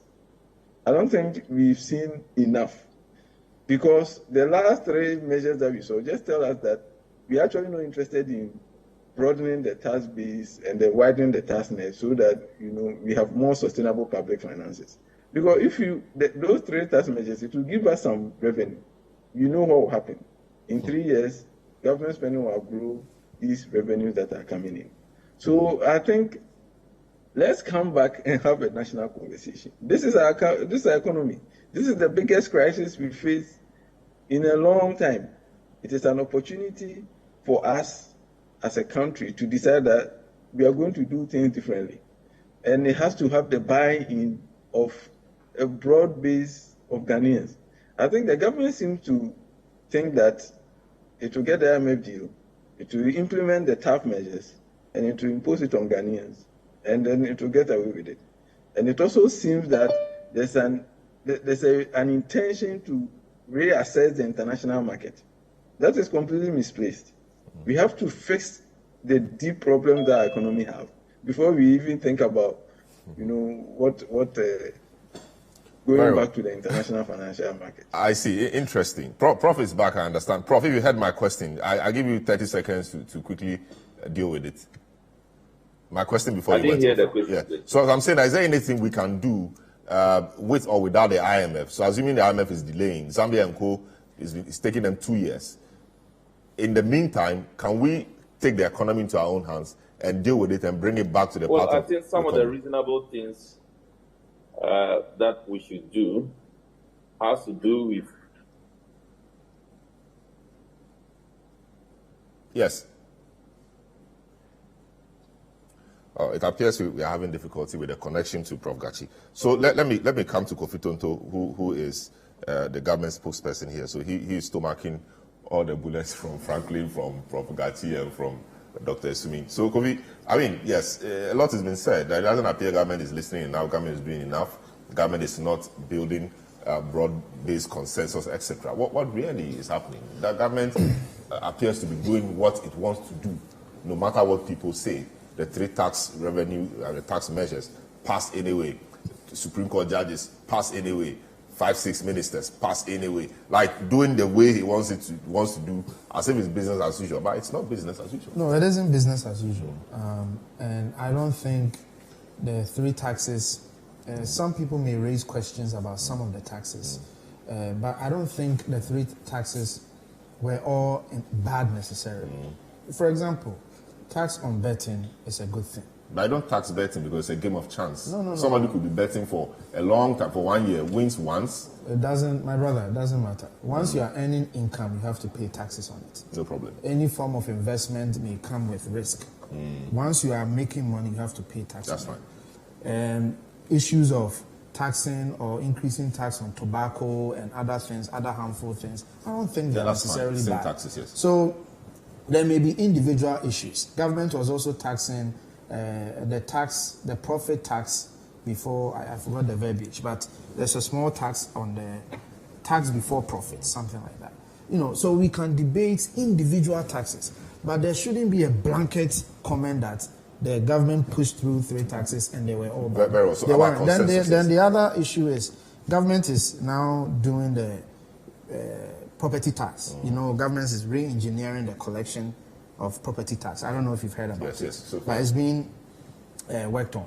So hopefully once that comes on stream, it will give government some space. Your point is that government is on its own doing a lot with or without the IMF to bring back the economy on track. And then lastly, we agree to consensus. Okay. My only advice to Franklin, Prof, is that sometimes it is not always that they are right. They also have to listen. That's right. Because it's the case that when they say something, government must necessarily listen all times, and they also don't listen. So I think we both have to listen. Thank you very much. Thanks so much for listening. This has been a big issue. My name is Selam Adunu. We'll catch you again sometime next week.